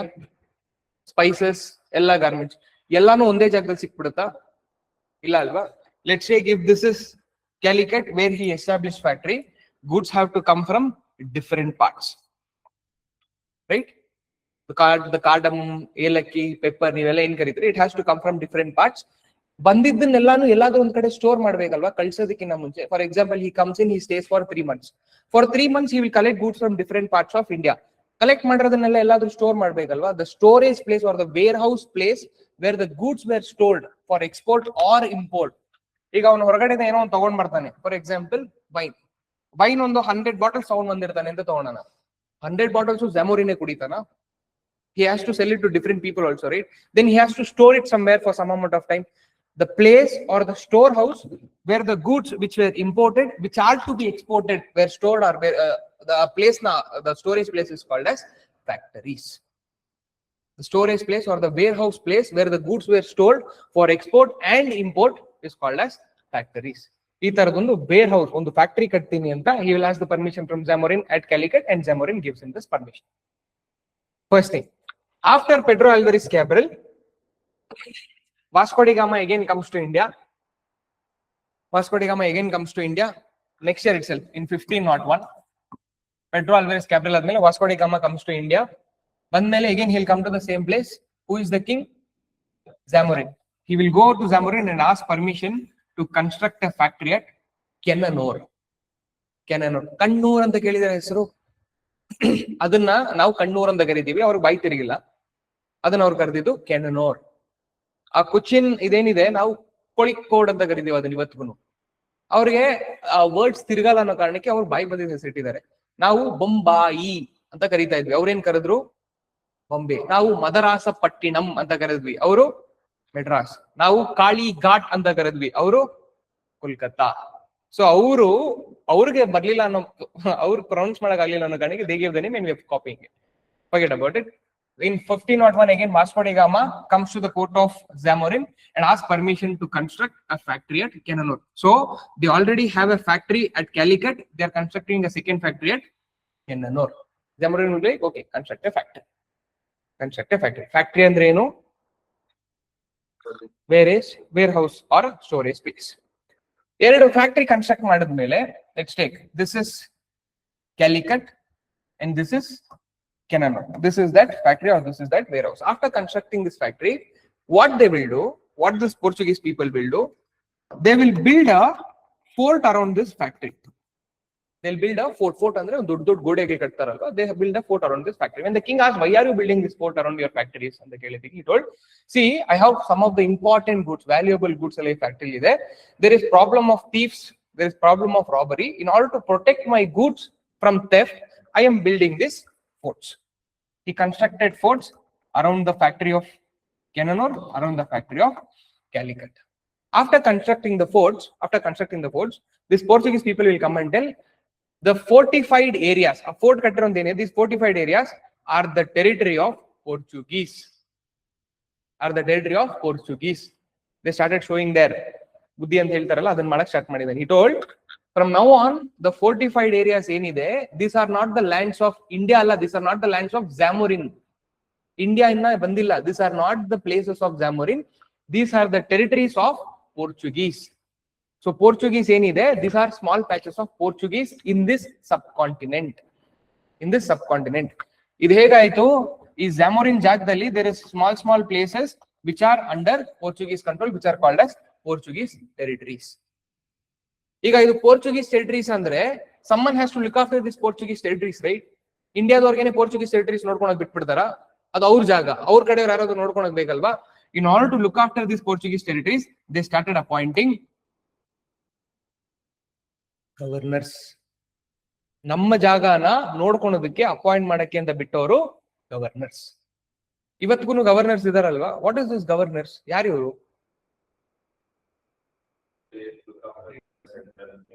Yes, he is the head of the state. There are two things, head of the government anta karitivi, head of the state anta karitivi. Head of the state is governor, head of the government is chief minister with respect to state level. Ee governor yaru? He is someone appointed by the center. Basically the president will appoint him, correct? In the same way, the king of Portuguese will appoint a governor to look after the territories of Portuguese in different parts of the world. That is when a governor on a world huttute, that is when governors start coming to India. Yes, Vasco da Gama band hogirtane, Pedro Alvarez Cabral comes and asks permission to set up factory at Calicut. Again next year Vasco da Gama comes and asks permission to set up capital at Kannada. ಕಟ್ಟದ ಮೇಲೆ ಸುತ್ತ ಒಂದೊಂದು ಗೋಡೆ ಕಟ್ಟಿ ಆ ಜಾಗ ನಮ್ದು ಅಂದ್ರು. ಆ ಜಾಗ ನೋಡ್ಕೊಳೋದಕ್ಕೆ ಹೊರಗಡೆ ಗವರ್ಮೆಂಟ್ಸ್ ನ ಕರ್ಕೊಂಡ್ ಬಂದ್ಬಿಟ್ರು. ಸ್ಟೋರಿ ಕ್ಲಿಯರ್ ಆಗ್ತಾ ಇದೆಯಾ? Yes, you can write it down now.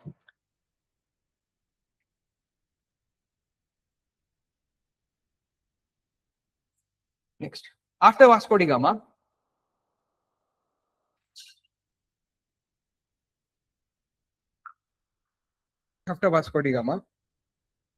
Pedro Alvarez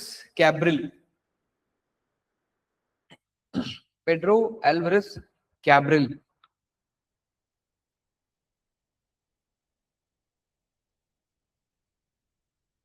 comes to India in 1500. I'm not talking about AD ಅಂತ ಏನು ಮೆನ್ಷನ್ ಮಾಡಲ್ಲ, ಯಾಕಂದ್ರೆ ಇದೆಲ್ಲಾನು AD ಲೇ ಬರುತ್ತೆ. Comes to India in 1500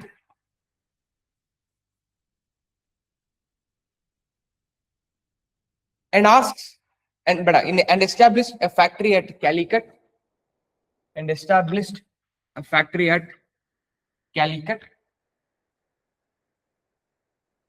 By getting permission from the king Zamorin. By getting permission from the king Zamorin.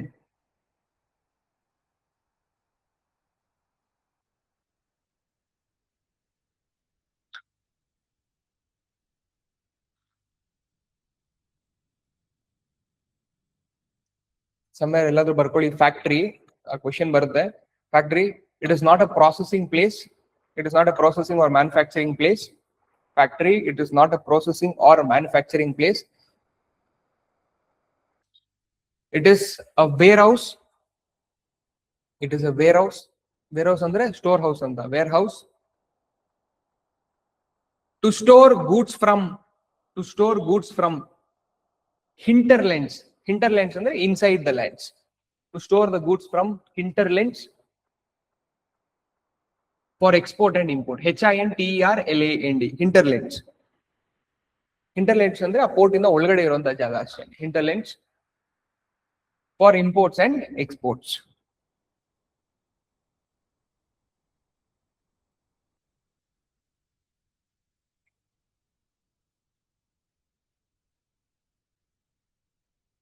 Yes. Next, after Pedro Alvarez Cabral, who comes? Again Vasco da Gama. ಮೂರು ಸತಿ ಬರ್ತಾನೆ Vasco da Gama ಇಂಡಿಯಾಗೆ. This is the second time. Second, Vasco da Gama. Vasco da Gama comes back again in 1501. Comes back again in 1501.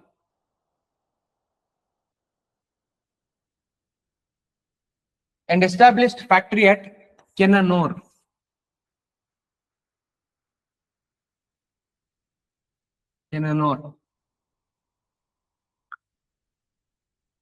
After getting permission from Zamorin. After getting permission from Zamorin.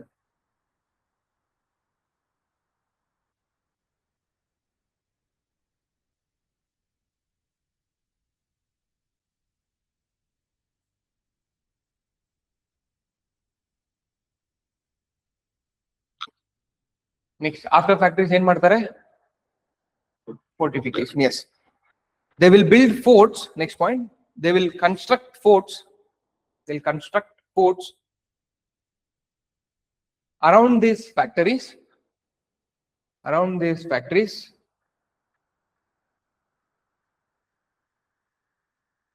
In the pretext of safety. In the pretext of safety. In the pretext of safety.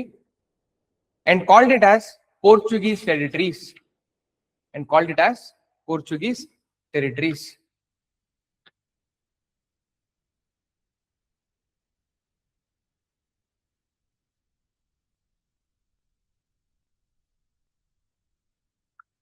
Yes. Now they have factories, they have fortified it. These are Portuguese territories, and in order to look after these territories, Portuguese king has to appoint someone. Yaradu? Governors. The first Portuguese governor to look after these territories was Francisco da Almeida. Francisco da Almeida.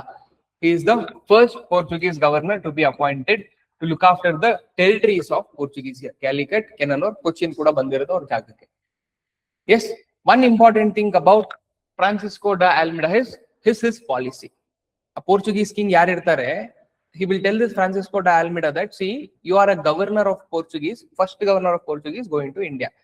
And your responsibility is to make sure that Indian Ocean, Arabian Sea, it has to be under your control. Portuguese bittu bere yaude power no, it shouldn't establish control in this region. That is your responsibility. And heli kalsirtane. In order to prove that, in order to come up to achieve that what the Portuguese king has told him, he'll come up with the policy called as, come up with the policy called as, very good, blue water policy. This is the most important policy of Francisco da Almeida. He comes up with the policy called as blue water policy. What is this blue water policy? Simple as it. Making Portuguese the supreme commanders in the Arabian Sea and Indian Ocean. Portuguese in the bittu, Indian Ocean, Arabian Ocean, Persian Gulf of Oman, Strait of Hormuz, ಎಲ್ಲ ಏನೇನೆಲ್ಲ ಇದೆ water bodies ಇಲ್ಲೆಲ್ಲಾನು Portuguese ಬಿಟ್ಟು ಬೇರೆ ಯಾರನ್ನು powerful ಆಗ್ಲೇಬಾರದು. ಆತರ ಮಾಡುವಂತ ಕೆಲಸನೇ this blue water policy. Portuguese has to be the supreme masters in Indian Ocean and Arabian Sea. This was the main aim of this policy called as blue water policy. But the problem was, since ಇವರು first time ಮಂದಿ governor ಆಗಿ appoint ಆಗಿದ್ದಾರೆ, ಆ water bodies ಅಲ್ಲಿ there is small pirates also. They even ಯಾವ್ದನ್ನ ship ಕಾಣಿಸಿದ್ರೆ Ottoman Turks, ಬೇರೆ small one whoever want to rob, they started robbing it. The Federal Alvarez Cabral, even though he tried to stop them, he wasn't successful to that extent. Therefore, you introduce water policy na you accomplish madaka. The blue water policy, which was introduced by Francisco de Almeida to bring in masterly supremacy over the Indian Ocean and Arabian Ocean, was not that successful by the person who invented this blue water policy itself. Idana success madadu the next governor. We'll write about that. You can just write it now. First governors.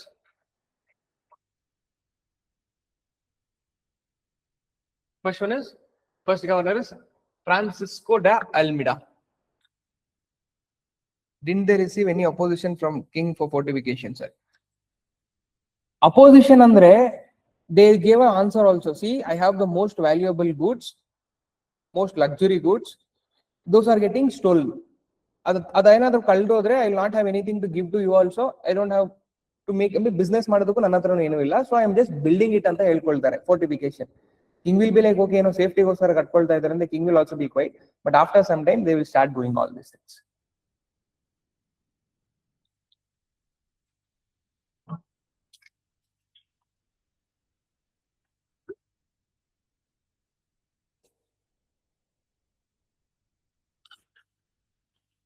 Okay. Can I do next? He was asked by the Portuguese king. He was asked by the Portuguese king to control Strait of Hormuz. Kutta ellide anta geographically no andre we'll see it. That is the reason. Okay. Hey.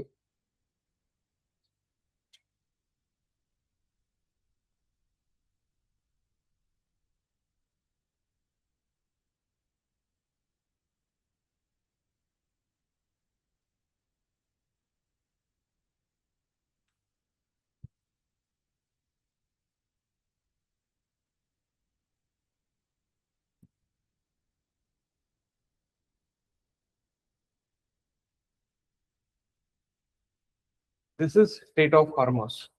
The Persian Gulf, the Oman region ಏನಿದೆ, all this region is under Ottoman Turks, right? They shouldn't come and hamper our trade. Therefore, you should have control over this Strait of Hormuz also. Ivattu ನಮ್ಮ current situation ಅಲ್ಲಿ after this USA's Israel's attack on Iran, they have blocked the Strait of Hormuz ಅಂತ ಹೇಳ್ತಾರೆ ಗೊತ್ತಾ? ಕೇಳಿದಿರಾ news ಅದನ್ನೆಲ್ಲ? This is that Strait of Hormuz. He told the Portuguese king told you should take control of the Strait of Hormuz.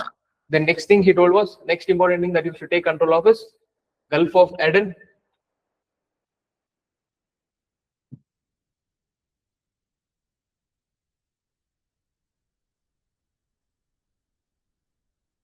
This is Gulf of Aden. Red Sea, Egypt connect ಮಾಡ್ತಾ coming towards the Indian Ocean. This is called as Gulf of Aden. If this is Red Sea, this is Red Sea. ಒಂದು root ಇತ್ವಲ್ವಾ, they used to enter the Oman, then they enter the Red Sea, Egypt, Mediterranean Sea and go. This is called as Gulf of Aden. Our responsibility ಕೊಟ್ಟಿದ್ದು, you have to take care of Persian Gulf, you have to take care of Gulf of Aden, Strait of Hormuz and Malacca Strait ಅಂತ ಬರುತ್ತೆ, Indonesia, Malaysia ಜಾಗದಲ್ಲಿ. You have to take care of all these regions. This was the job given by the Portuguese king to Francisco de Almeida. ಇದನ್ನ establish ಇದನ್ನ ತರಬೇಕು ಅಂತ he'll come up with blue water policy, but he will not be successful. That's it. What did we write? Was asked by Portuguese king to control Hormuz, Aden and Malacca Strait.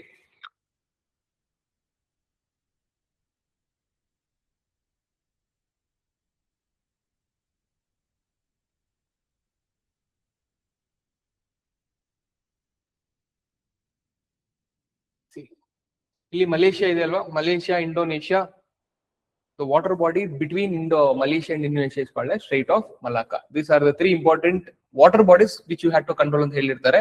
To do that, he'll come up with blue water policy, not successful. was asked by the Portuguese king to control Hormuz, Aden, and Malacca Strait. Next point, he introduced the policy.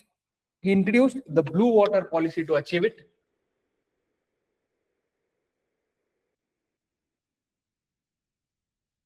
He introduced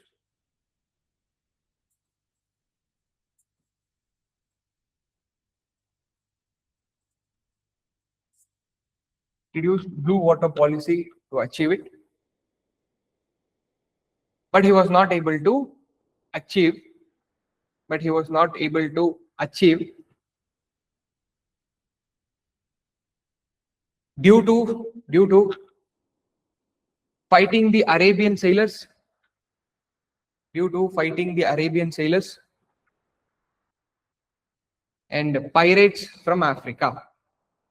Due to fighting the Arabian sailors and pirates from Africa. Pirates from Africa. You can write something about blue water policy and ಏನು ಅಂತ note ಅಂತ ಬರ್ಕೊಳ್ಳಿ. Blue water policy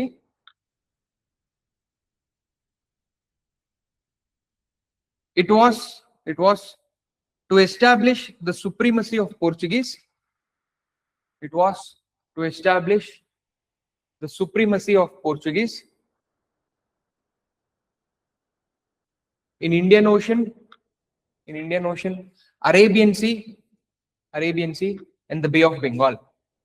And the Bay of Bengal.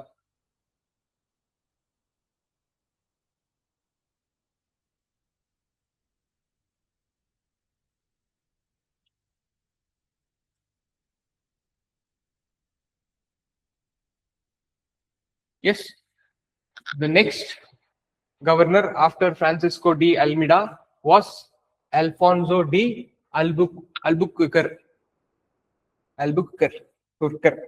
He was the next governor appointed by Portuguese king. Alfonso de Albuquerque.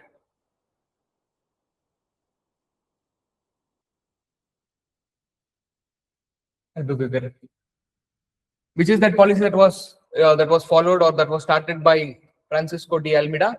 Blue water policy. The policy which was followed by Alfonso de Albuquerque was he followed the policy of imperialism.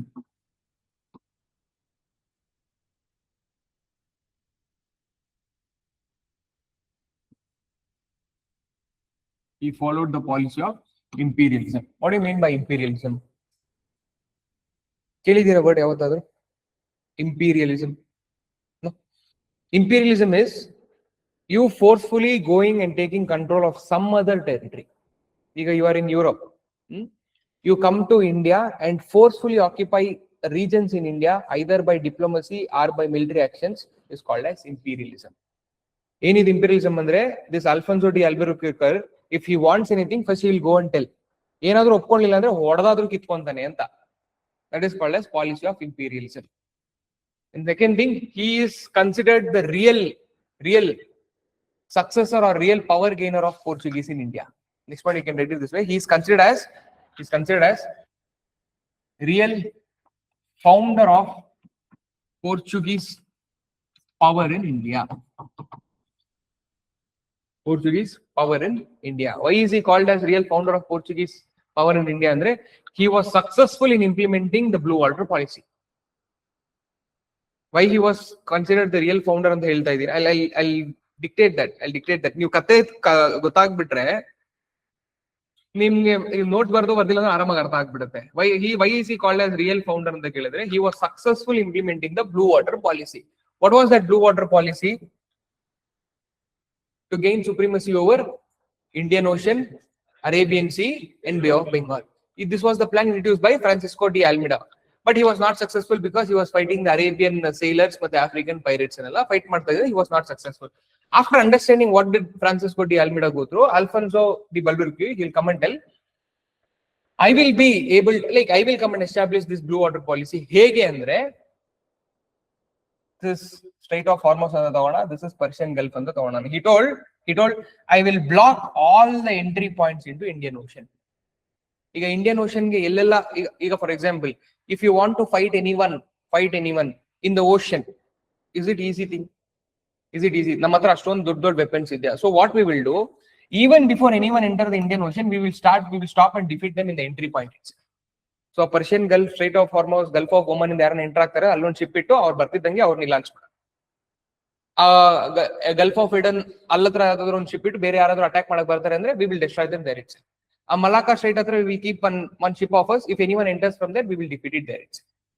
So in centre of the ocean defeat ಮಾಡೋದು ಕಷ್ಟ ಆಗಿರೋದ್ರಿಂದ we will not let them to enter the ocean its. By doing this, he was able to completely achieve that blue water policy. Because of that, he is considered the real founder of Portuguese power in India. ಈಗ ಅದನ್ನೆಲ್ಲ ಮಾಡಿದ್ಮೇಲೆ ಬೇರೆ ಯಾರು ಬರ್ತಾರೆ ಇಂಡಿಯಾಗೆ? Nobody could come until someone else developed even more better ships than Portuguese. ಅಲ್ಲಿವರೆಗೂ because of Alfonso de Albuquerque, Portuguese power was running successfully in India. Making sense? Yes, you can write it down.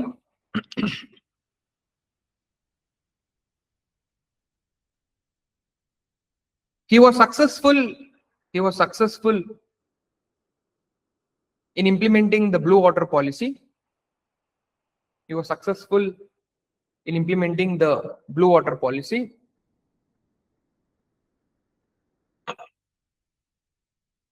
See, as he established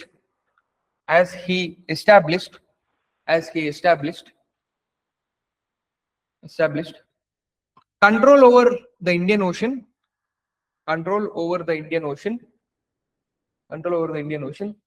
by controlling all entry points into the Indian Ocean.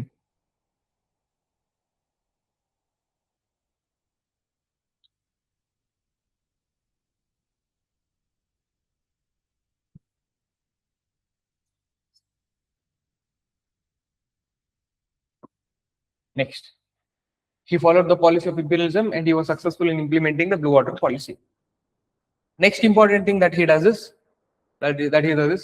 India there are two great powers that is already fighting, two kingdoms that is fighting by this time 15 ಈ time period ಅಲ್ಲಿ. Do you have any idea which is that kingdom? There was a kingdom in the southern part, there was a kingdom right next to it. Simple as that. Vijayanagara, Bahamanis. Vijayanagara versus Bahmani Sultans, the fight between them will be happening at this point itself. Here, this Portuguese governor Alfonso de Albuquerque will be able to capture Goa from Bijapur Sultans. A Bahmani Sultanate ante enide, they will divide it into 5 groups: Birur, Golconda, Bijapur, Ahmednagar, Berar.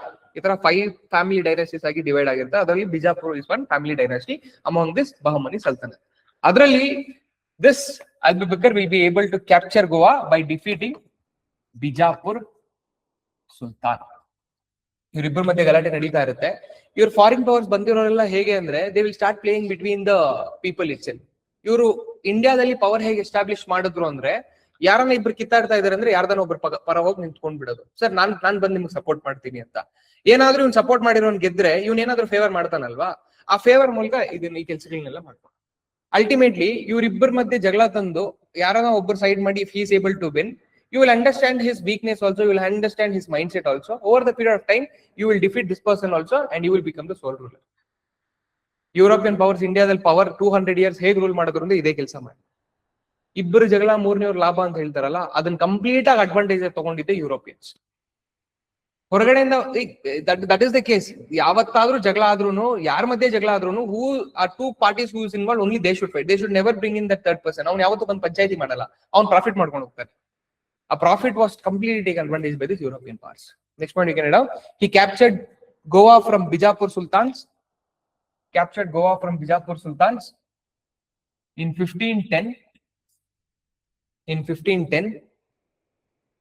And from then on, Goa became important center of Portuguese. Goa became, yes, Vijayanagara, good, important center of Portuguese. Important center of Portuguese. Even today, if you want to see Portuguese culture, where you should go? Goa. French culture ನೋಡ್ಬೇಕಂದ್ರೆ Pondicherry French colony ಅಂತಾನೆ ಇದೆ ಅಲ್ವಾ. Y is this ಅಂದ್ರೆ these wear the strong holds of Portuguese and French. This Pondicherry was a strong hold of French and Goa was a strong hold of Portuguese.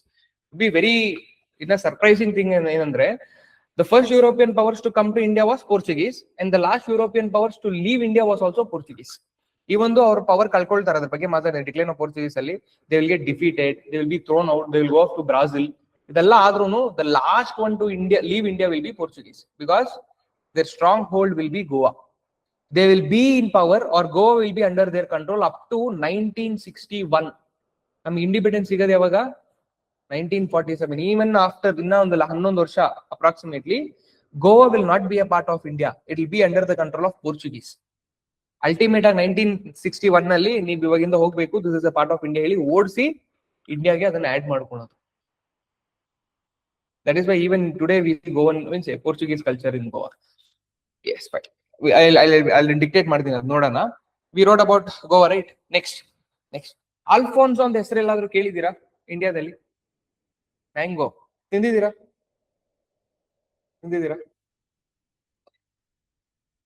ಅದಕ್ಕೆ ತಿಂದಿದ್ದೀರಾ ಯಾರಾದ್ರು?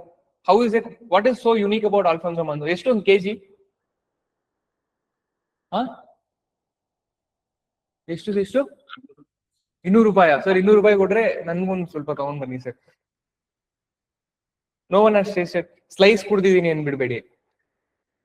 No, Alfonso, it comes in a box. Export quality mango. Starting price is somewhere around 5,000 rupees. 1 kg mango is 5,000 rupees. What is so unique about it? I have never tasted it. I've just seen it in TV. What is it? Understanding. It is an export quality mango. And those Alfonso mangoes was invented in India by this Alfonso de Albuquerque. ಹಂಗಂದ್ರೆ ಅವನು foreign means Portuguese ಇಂದ seed ತಗೊಂಡು ಒಂದು ಬೆಳೆಸ್ದ ಅಂತ ಅಲ್ಲ. This was in India already called as Ratnagiri mangoes anta. Ratnagiri is a place in Maharashtra. Maharashtraದಲ್ಲಿ already 1,100 rupees per kg Maharashtra. Yes, madam. Yes, it was ಈ mango ಹೆಸರು earlierly it was called as Ratnagiri mangoes of Maharashtra anta. This Alfonso de Albuquerque, already I told, European regions ಅಲ್ಲಿ they had come up with unique agricultural practices. ಹೊಸದಾಗಿ ಹೇಗೆ practice ಮಾಡಿ production ಜಾಸ್ತಿ ಮಾಡಬೇಕು ಅನ್ನೋದನ್ನೆಲ್ಲ renaissance ಅಲ್ಲಿ ಕಲ್ತಿರ್ತಾರಲ್ವಾ, ಅದನ್ನ ತಗೊಂಡ್ ಬಂದು ಈ ರತ್ನಗಿರಿ ಮ್ಯಾಂಗೋಸ್ ಮೇಲೆ ಇಂಪ್ಲಿಮೆಂಟ್ ಮಾಡ್ಬಿಡ್ತಾನೆ. By coming up with unique cropping pattern, he will grow a new variety of mango in sub variety of Ratnagiri mangoes. Ratnagiri mangoes ಅಂತ ಆಲ್ರೆಡಿ ಇರುತ್ತೆ. ಈ ಮ್ಯಾಂಗೋಸ್ಗೆ ಇವನ್ ಅಗ್ರಿಕಲ್ಚರಲ್ ಟೆಕ್ನಿಕ್ ಸ್ವಲ್ಪ ಇಂಪ್ರೂವ್ ಮಾಡಿ ಆ ಮ್ಯಾಂಗೋಸ್ಗೆ ಇನ್ನ ಒಳ್ಳೆ ಫ್ಲೇವರ್, ಇನ್ನ ಒಳ್ಳೆ ಕಲರ್ ಕೊಡೋಕೆ ಶುರು ಮಾಡ್ಬಿಡ್ತಾನೆ. Because of that he gets the mango gets the name Alfonso mangoes.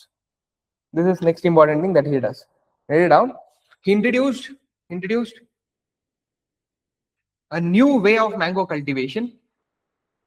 Yes, famous in Maharashtra. Yes. Introduced new way of mango cultivation, which was popular in Ratnagiri region of Maharashtra.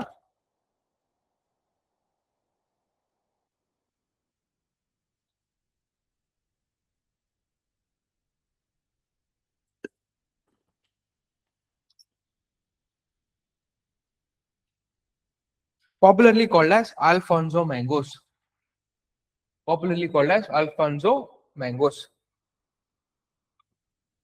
Alfonso mangoes. Next, not okay.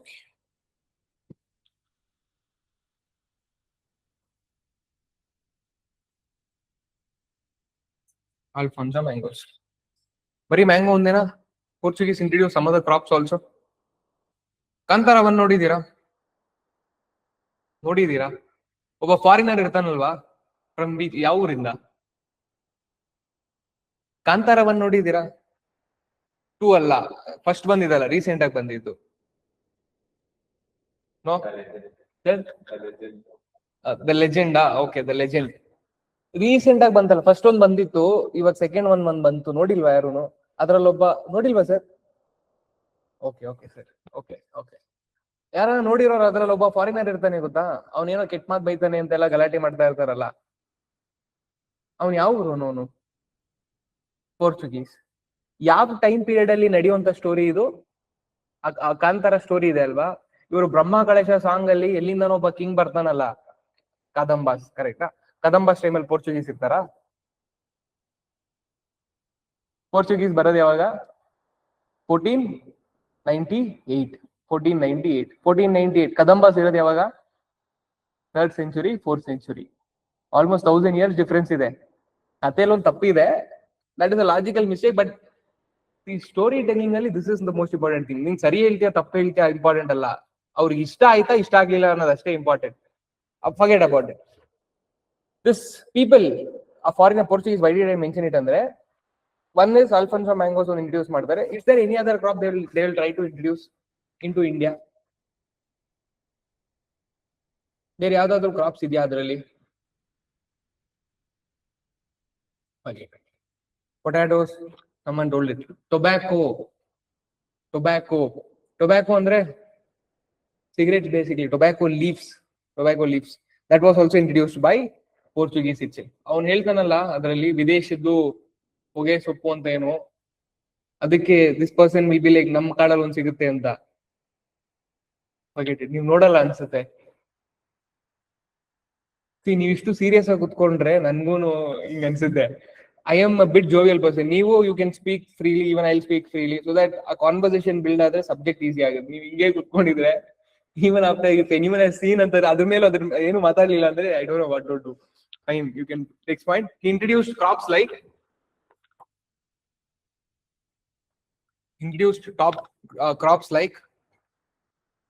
seen sir, tobacco. Yes madam, thank you. Introduced crops like tobacco, cashew nut,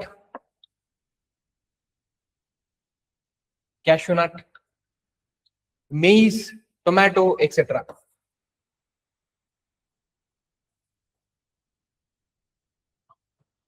Maize, tomato, etc.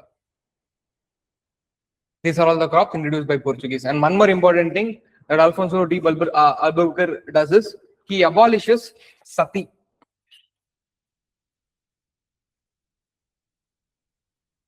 The practice of sati for the first time in India. In India andre complete India alla, only in his territories. Because was he ruling complete India? Not at all. He was just taking care of the territories which were fortified. Ashte alva, he introduced sati for the first time in India in his territories. And a question alli enadru, who introduced India in entire, who abolished sati in entire India? That's a different answer. Lord William Bentinck ಅಂತ ಒಬ್ಬ ಬರ್ತಾನೆ 1829 ಅಲ್ಲಿ, with the help of Raja Ram Mohan Rai, will abolish sati. But for the first time sati practice na ಇಂಡಿಯಾದಲ್ಲಿ abolish ಮಾಡಿದ್ದು, at least in a very small part, is Alfonso D. Albuquerque. First, ಈಗ ಸತಿ ಅಂದ್ರೆ ಏನು? Practices of ಸತಿ ಕೇಳಿದ್ರೆ ಯಾವ್ದು? S, ಸತಿ ಅಂದ್ರೆ ಏನು?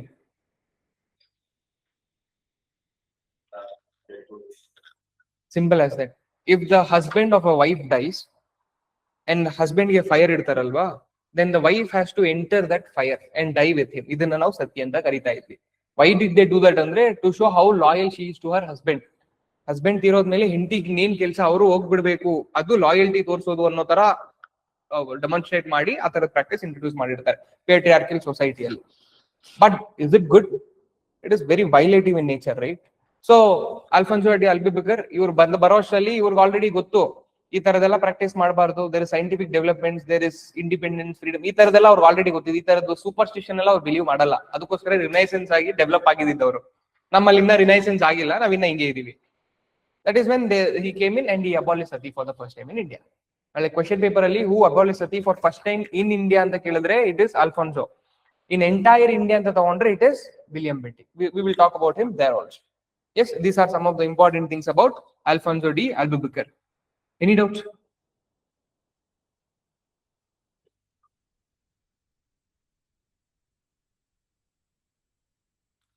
No. ಈ tomato, this are all introduce from there itself. ಅಲ್ಲಿಂದಾನೆ ತಗೊಂಡ್ ಬಂದು ಇಲ್ಲಿ ಬೆಳೆಯಕ್ಕೆ ಸ್ಟಾರ್ಟ್ ಮಾಡ್ತಾರೆ ಸರ್. ಟೊಮ್ಯಾಟೊ ಇಸ್ ನಾಟ್ ನಮ್ಮ ನೇಟಿವ್ ಕ್ರಾಪ್ ಅಲ್ಲ, ನಮ್ದಲ್ಲ. ನಾವ್ ಇವಾಗ ಬೇಕಂದ್ರೆ ನಾಟಿ ಟೊಮೊಟೊ, ಫಾರಂ ಟೊಮೊಟೊ ಅಂತ ಈ ತರ ನಾವ್ ಏನೇನೋ ಮಾತಾಡ್ಕೊಳ್ತೀವಿ. ಬಟ್ ಫಸ್ಟ್ ಆಫ್ ಆಲ್ ಟೊಮ್ಯಾಟೋನ ನಮ್ದಲ್ಲ. Tomatoes are mainly use on pizzas. Is pizza our culture. But ಅಲ್ಲಿಂದ ಬಂದವ್ರು ಇಲ್ಲಿ ಸೆಟ್ಲ್ ಆದ್ರಲ್ವಾ, ಇಲ್ಲಿರೋರಿಗೆ ಅವ್ರ ಫುಡ್ ಕಲ್ಚರ್ ಬೇಕು ಅನ್ನೋ ಕಾರಣಕ್ಕೆ ಅವ್ರು ಏನೇನೆಲ್ಲ ತಿಂತಾರೋ ಎಲ್ಲ ಇಲ್ಲಿ ಇಂಟ್ರೊಡ್ಯೂಸ್ ಮಾಡಕ್ ಸ್ಟಾರ್ಟ್ ಮಾಡ್ತಾರೆ. Next, after Alfonso, the next governor was again Vasco da Gama. The third time Vasco da Gama is coming. Vasco da Gama became the governor of India in 1521. in 1521. 1521. There is nothing much to read about Vasco da Gama here. He did nothing. ಏನು ಇಲ್ಲ, ಬಂದು ಒಂದು ಸ್ವಲ್ಪ ದಿನ governor ಆಗಿ ಹೋಗ್ಬಿಡ್ತಾರೆ ಅಷ್ಟೇ. Nothing much important, no important policy, no important achievements, nothing.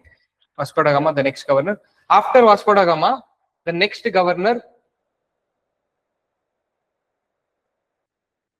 After Vasco da Gama, the next governor was Nino da Kanha in 1529.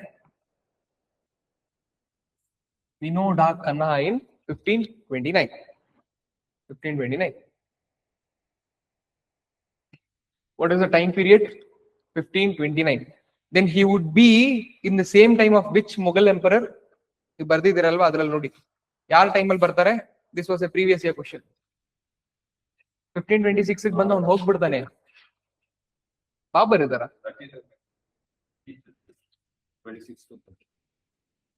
No, it is my mistake then.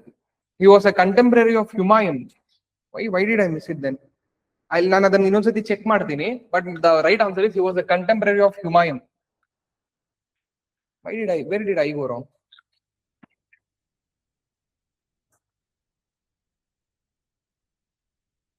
Just a minute.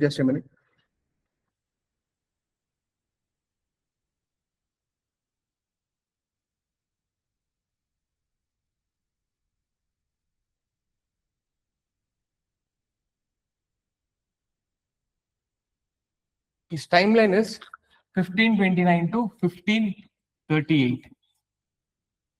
1529 to 1538. Now he is a contemporary of Humayun. He was a contemporary. First one, he was a contemporary of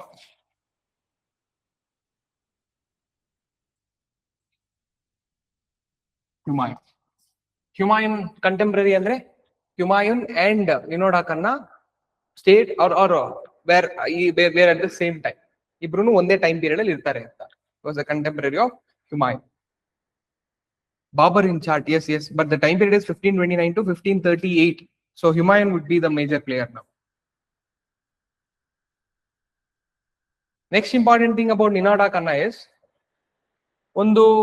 this is something related to medieval history. Allon kate helteni. Humayun is the contemporary. Correct? He is a contemporary of Humayun. This Humayun will have three brothers. Askari, Kamran, and Hindan. Askari, Kamran and Hindan are the three brothers of Humayun. Emperor yaridane avrige ಮೂರು ಜನ ತಮ್ಮಂದ್ರು. ಈ ತಮ್ಮಂದ್ರು will be like always like even I want to become the king, ಅಂತ. Obviously, right? So Humayun will be like ಇವರು ಕೊಟ್ರೆ power ನ I will not be able to establish a proper Mughal dynasty ಉಳಿಯಲ್ಲ. So what I will do, I will give them small territories and make sure that they are quite there, they won't attack me ಅಂತ. He will send this what is that? Ansari. Yeah, Askari basically. Askari ಮತ್ತೆ ಕಾಮ್ರನ್ ಹಿಂಡಾಲ್ಗೆ different locations ಕೊಟ್ಟು, one in Multan, one in Punjab, one in Lahore ಕೊಟ್ಬಿಟ್ಟು they will be making, ಅಲ್ಲೆಲ್ಲ silent ಆಗಿ ಕುಣಿಸಿರ್ತಾರೆ. Next, this Humayun wanted to take control of Gujarat. He wanted to take control of Gujarat. Why Gujarat anta bandre? Again, because of trade. If you want to do trade, they will talk in this world map.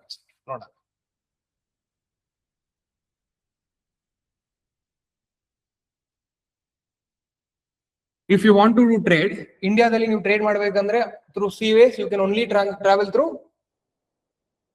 coastlines. ನೀವೇನಾದ್ರೂ ಇಂಡಿಯಾಗೆ coast ಮೂಲಕ enter ಆಗ್ತೀರಾ ಅಂದ್ರೆ which is that first state you will see? Gujarat. If Gujarat is under your control, won't your trade flourish? He was a sultanate, Mughal sultanate ಅಂದ್ರೆ he was somewhere in this Delhi yellow power ಅಲ್ಲಿ ಇದ್ದ. Delhi power ಅಲ್ಲಿ ಇದ್ರೆ ಗುಜರಾತ್ ಅಲ್ಲಿ ಹೇಗೆ power ಬರಕಾಗುತ್ತೆ? So Gujarat ಅಲ್ಲಿ ಬಹದ್ದೂರ್ ಶಾ ಅಂತ ಇನ್ನೊಬ್ಬ ಪವರ್ ಅಲ್ಲಿ ಇರ್ತಾನೆ. But this Humayun wanted this Gujarat under his control, therefore, so that his trade relationship will increase. So what will this Humayun do? He will attack Gujarat.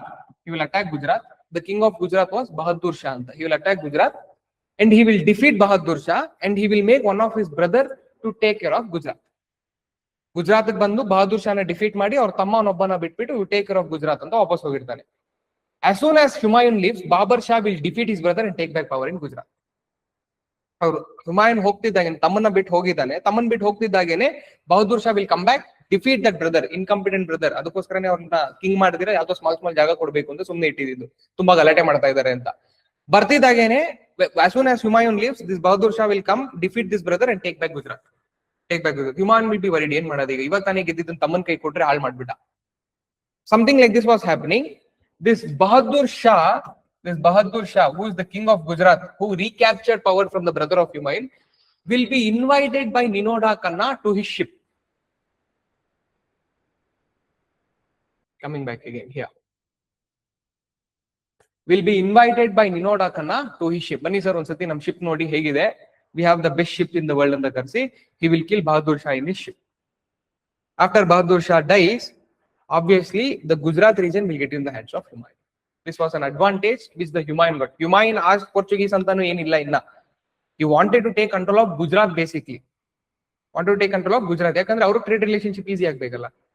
West coast alli ಅವರ ಹತ್ರ ports idre, ಅವರ ಹತ್ರ factories idre, ಅವ್ರಿಗೆ help ಆಗುತ್ತೆ. In order to do that, they will kill Bahadur Shah, but ultimately it will become a help for Humayun. This is the second thing that Ninoda Khanna does. He killed Bahadur Shah by inviting him to the ship, which ultimately becomes a benefit to Humayun and not the Portuguese. Seri Gujarat sigala anta gottadmele they shifted the capital from Cochin to ಒಂದು ಹೊಸ strong hold ಸಿಕ್ಕಿದೆ ಅವ್ರಿಗೆ, Goa. These are the two important things that happened during the times of Ninoda Khanna. Yes, can add on those 2 points. The first one is a contemporary of Humayun. Second one,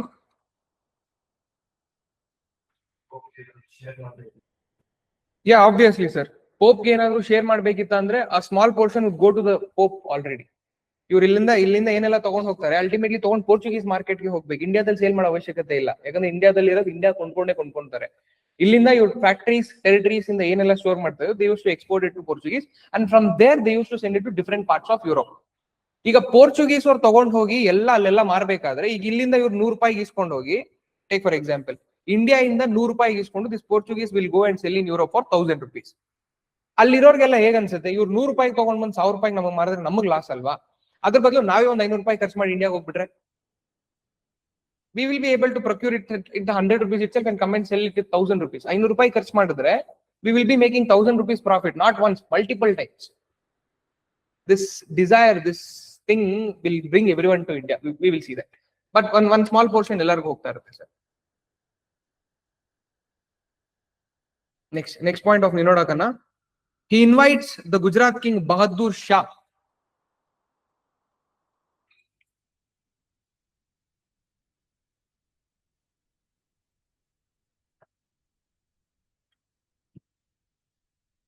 Bahadur Shah to his ship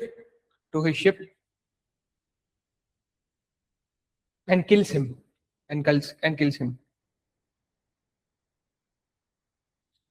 because of which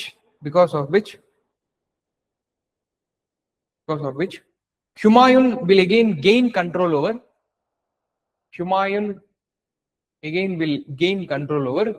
Gujarat.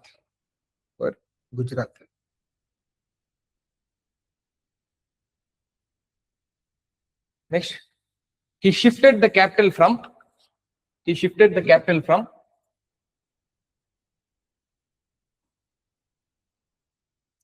Cochin to Goa.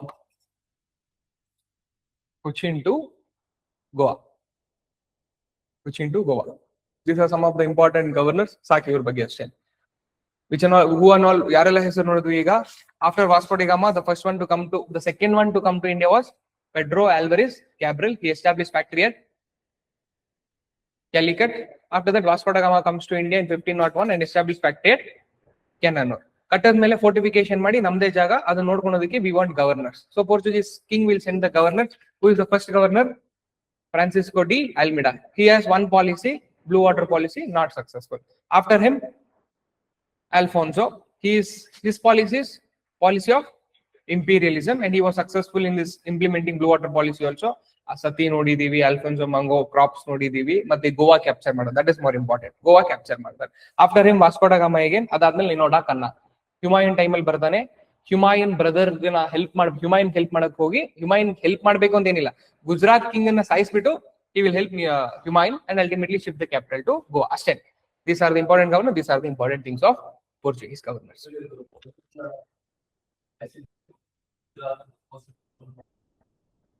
Yeah, they wanted to have some control over in this western coast ಅಂತಾನೆ ಹೋಗ್ತಾರೆ, but ultimately Humayun is a Mughal emperor, ಅವ್ರನ್ನ defeat ಮಾಡಕ್ಕಾಗಲ್ಲ ಅಂತ ಹೇಳಿ okay okay okay silent ಆಗ್ಬಿಡ.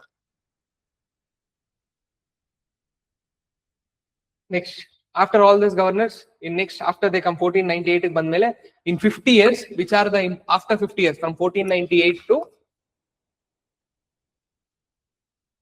plus 50 years after their rule in India in their territories, which are the territories on the western coast. And the next heading you can take down the territories, the Portuguese territory on the western coast, the Portuguese territories on the western coast. ಯಾವ್ದೆಲ್ಲ ಇರ್ಬೋದು ಅವ್ರ control ಅಲ್ಲಿ? Very good. First one is Goa. 60 kilometers around Goa was under there territories. ಅಂದ್ರೆ ಗೋವಾ ಸುತ್ತ 60 ಕಿಲೋಮೀಟರ್ಗೆ fortification ಕಟ್ಟಿದ್ದಾರೆ ಇವರು. Goa 60 kilometers around Goa.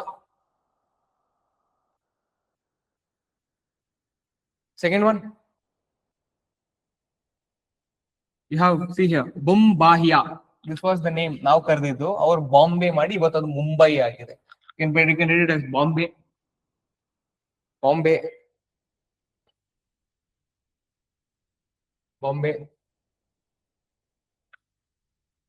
Third territory was Daman and Diu.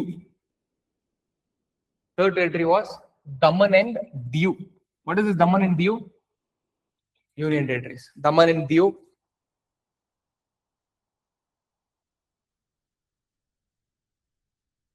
Fourth one was not mentioned here, Mangalore.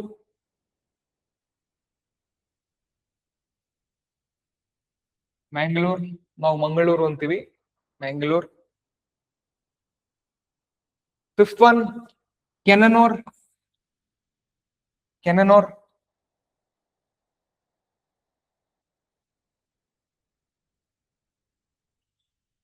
Sixth one, Kochi. And seventh one is Calicut.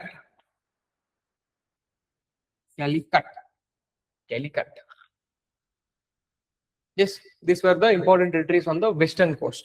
Which were, hope you wrote it down. Which were the important territories on the eastern coast then? Eastern coast. Adella western coast allu nodu. Eastern coast. First one is Nagapattinam. Idu Negapattinam anta ide. Nagapattinam.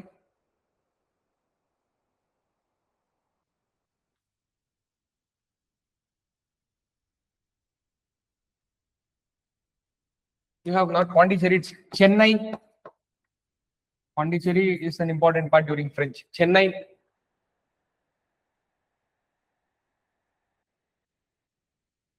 Third important territory is Hooghly. ಇಲ್ಲೊಂದು Hooghly river ಬರುತ್ತೆ ಗೊತ್ತಾ, ಇಂದ ಒರಿಸ್ಸಾಗೆ ಬಂದು connect ಆಗುತ್ತೆ. that is the location, Hooghly. These were the three important territories on the eastern coast. All these were the important territories of French, I mean Portuguese on west and east coast. Next point you can write down.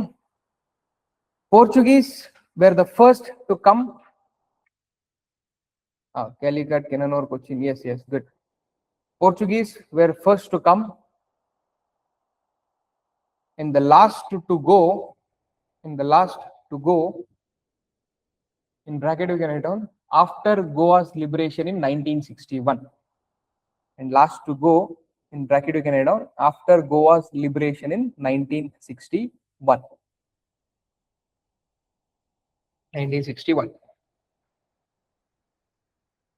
Next point. They played a balancing role between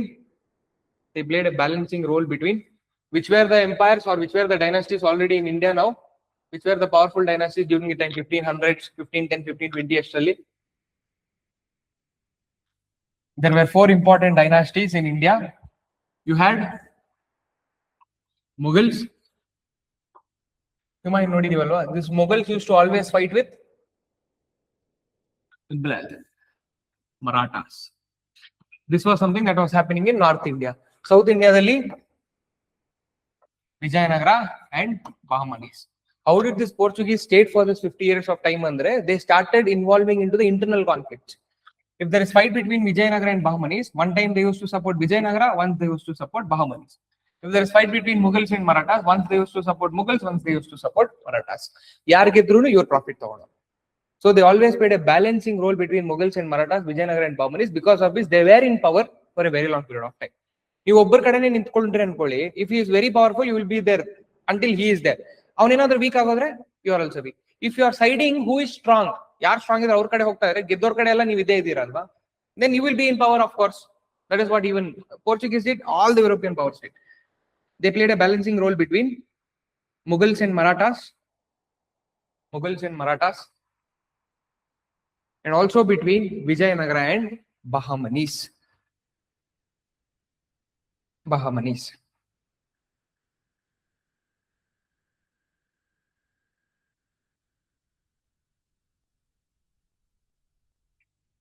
Yes, all this was fine, everything was good. They established power. Then ultimately there is the decline of Portuguese. ಇಷ್ಟೆಲ್ಲ ಚೆನ್ನಾಗಿದ್ದವರು, ಇಷ್ಟೆಲ್ಲ regions ನ capture ಮಾಡ್ಕೊಂಡವರು, they had to leave India and go back. That is called as decline of Portuguese. What do you think might be the reasons for the decline of Portuguese? What made Portuguese? Yes, sir. Other European powers. Very good, sir. First one point, we will baribedi. I will just note it down. We'll talk about it. First one is other European powers. Yavudu European powers, sir? Other European powers ಅಂದ್ರೆ Dutch, ಇನ್ನೊಬ್ರು English. These are two European powers. ಇನ್ನೊಂದು ಬೇರೆ ಯಾವ್ದಲ್ಲ ಕಾರಣ ಇರ್ಬೋದು. Why do you think they could have ಇಷ್ಟು ಚೆನ್ನಾಗಿದ್ದವ್ರು ಬಿಟ್ಟು ಹೋಗೋದ ಕಾರಣ? As they told, one is other European powers. They were much stronger than the Portuguese. Portuguese ಹತ್ರ ಇದ್ದಂತ ಶಿಪ್ ಗಿಂತ ಸ್ಟ್ರಾಂಗ್ ಶಿಪ್ ತಗೊಂಡ್ ಬಂದ್ರೆ Portuguese ships ಏನ್ ಮಾಡುತ್ತೆ? They have to get defeated. Once you get defeated, you have to get out of the place. One thing is true. Yes, then the most bad thing or the most worst thing that happened to Portuguese was their religious policy.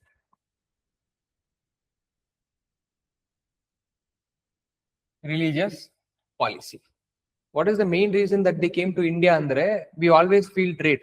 That is with respect to Britishers, because they were money-minded people. But the main reason that Portuguese came to India or any part of the world was to change the people or convert the people into Christians. Henry the Navigator and the Karadvalva, 1454 ಅಲ್ಲಿ, he goes to the Pope and tells what? Christian missionaries na Christianity na ನಾವು spread ಮಾಡಬೇಕು ಅಂತ ಇವಾಗ ಬಂದಿರೋರು ಅವರೇ ಅಲ್ವಾ? What will these people do? They will start forceful conversion. ಈ ಹೂಗ್ಲಿ, ಬಾಲಸೋರ್, ಈ West Bengal region ಅಲ್ಲಿ what will this Portuguese governors and Portuguese people, whoever is in control, they will do? They will forcefully convert some of the Muslim children into Christianity. ಚಿಕ್ಕ ಮಕ್ಕಳಿಂದ ಅವ್ರ Muslim kids ಆಗಿದ್ದು, they will start raising them in the form of Christians. Why are they doing that? Andre, tomorrow they should turn into Christian missionaries and they should start spreading Christianity ಅಂತ. ಈ ತರ ಮಾಡ್ತಾ ಇದ್ದಾರೆ ಅಂತ ಗೊತ್ತಾಗ್ತಿದ್ದಂಗೆ the ruler of that Balasore will throw them out. ಇನ್ ಮುಂದೆ ಈ ಕಡೆ ಬರಂಗಿಲ್ಲ ಅಂತ. One thing. Second thing, they started forcefully spreading Christianity, forcefully converting people into Christianity in different parts of India. ಈಗ ನೀವು ಕ್ರಿಸ್ಟಿಯಾನಿಟಿಗೆ ಯಾರನ್ನಾದ್ರೂ ಕನ್ವರ್ಟ್ ಮಾಡ್ತೀರಾ ಅಂದ್ರೆ ಯಾರನ್ನ ಕನ್ವರ್ಟ್ ಮಾಡಬೇಕು? Who do you think you can convert anyone into Christianity? Whoever is poor basically. ಅವ್ರ ಹತ್ರ ದುಡ್ಡಿಲ್ಲ, ಅವ್ರ ಹತ್ರ ಬೇಸಿಕ್ ಫೆಸಿಲಿಟೀಸ್ ಇಲ್ಲ ಅಂದ್ರೆ ಅವ್ರಿಗೊಂದು ಸ್ವಲ್ಪ ಏನಾದ್ರು ಕೊಟ್ರೆ ನಮ್ ರಿಲಿಜನ್ ಫಾಲೋ ಮಾಡಿದ್ರೆ there are chances that they might follow it also. But what did these Portuguese people do? They went to the court of Jahangir itself. King ಹತ್ರ ಹೋಗ್ಬಿಟ್ಟು ಇವು ಕನ್ವರ್ಟ್ ಟು ಕ್ರಿಸ್ಟಿಯಾನಿಟಿ ಅಂತ ಕಿಂಗ್ ಹೇಳ್ತಾ ಇದ್ದಾರೆ. King ಯಾರು? He is the follower of Islam. Jahangir, Mughal dynasty, right? So what did this Henry the Navigator tell?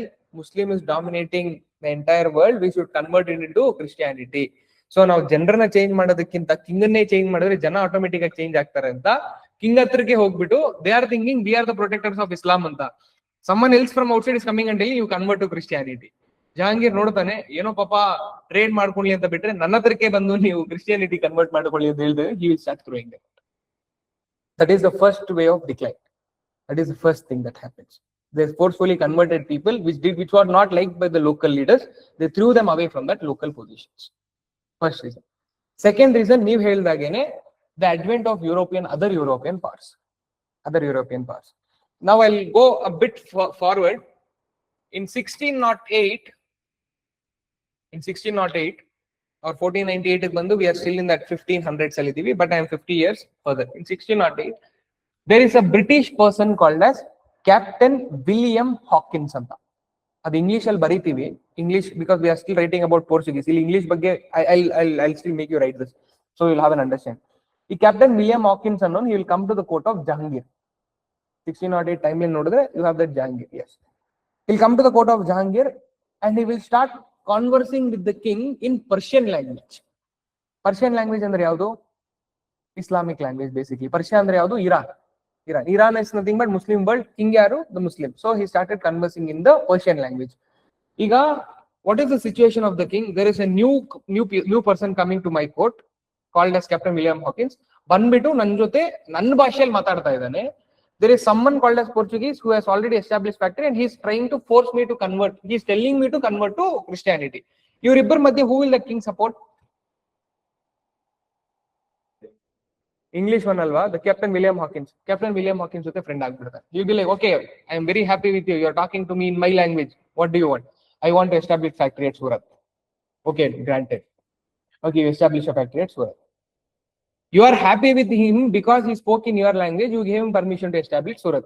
But your hatra nimge ishta illa correcto. Other they are already established power, right? West coastal power ide, east coastal power ide. Will they be happy if the king give permission to other European power to establish factory in there?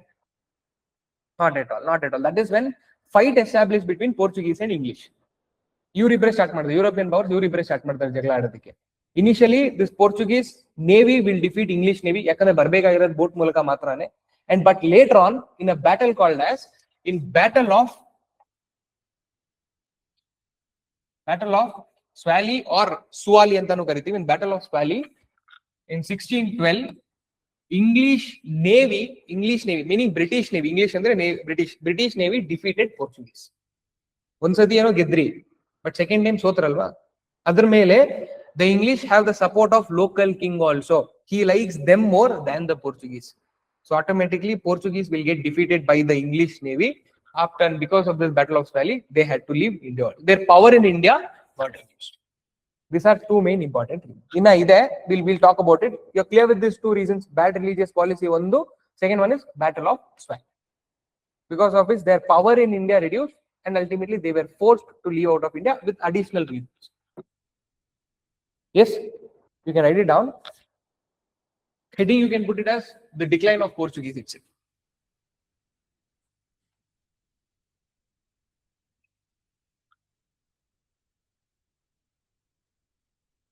First one, bad religious policy. Bad religious policy.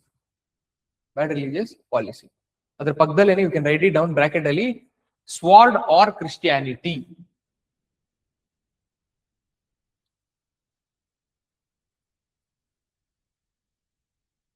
Sword or Christianity. Meaning, if you don't convert to Christianity, I will use my sword on you. I'll kill you. That is what even the Portuguese people started telling. Sword or Christianity. Next, other than that, it was not encouraged by many leaders. It was not encouraged by many leaders, which led to conflict with the local lords. Which led to conflict with the local lords.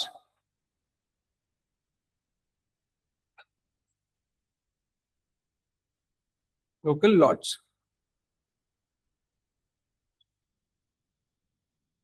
Second point. In 1608, second reason, in 1608, a British personnel, Captain William Hawkins,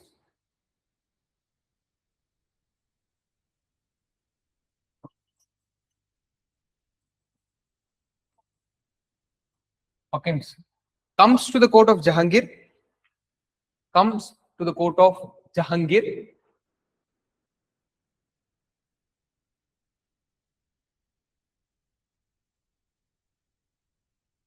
and gets permission for constructing factory at Surat.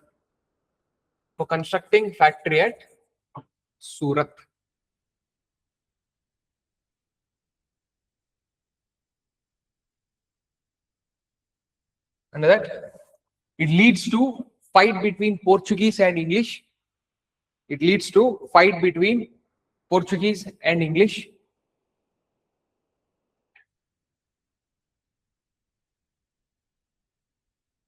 And finally, in Battle of Swally, 1612, and finally, in Battle of Swally, 1612, 1612,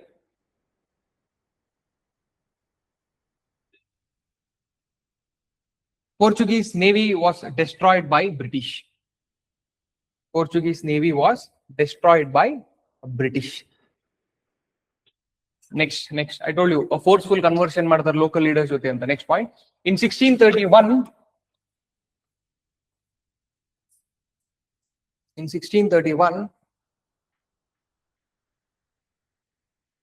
Portuguese tried to forcefully convert Muslim children,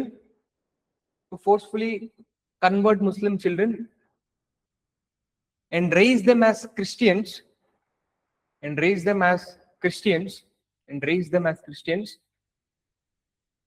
Hooghly. Hooghly is nothing but your West Bengal. Hooghly, G-L-Y, Hooghly,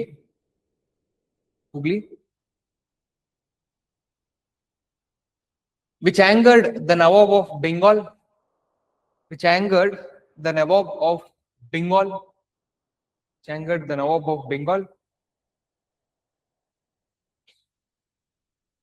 and they were thrown out of Hooghly.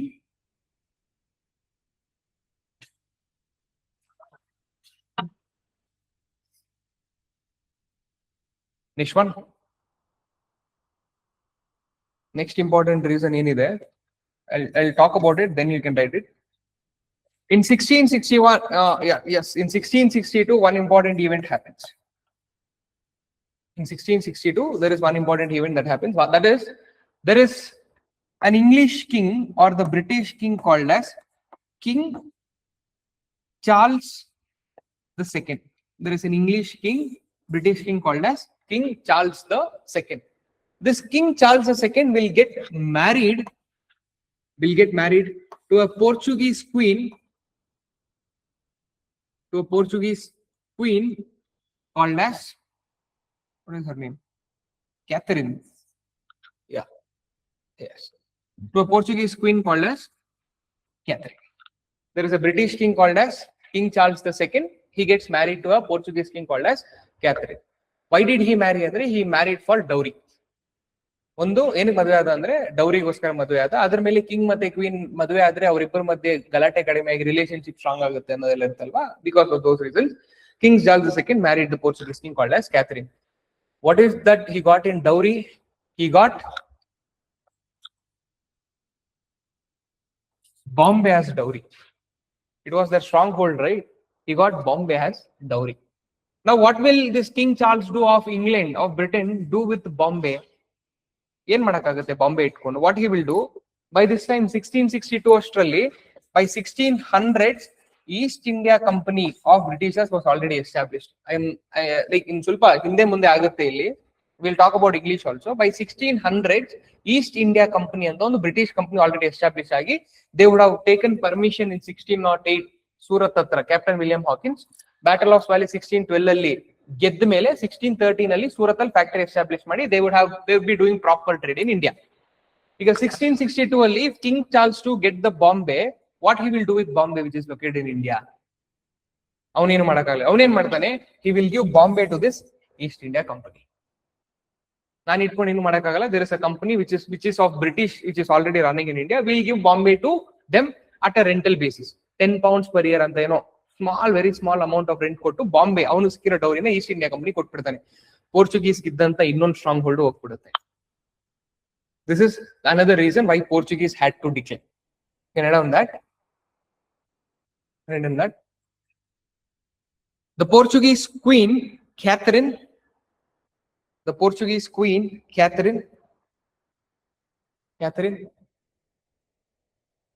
was married to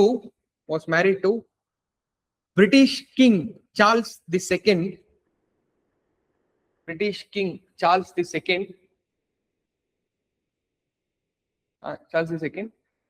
And Bombay was given as dowry.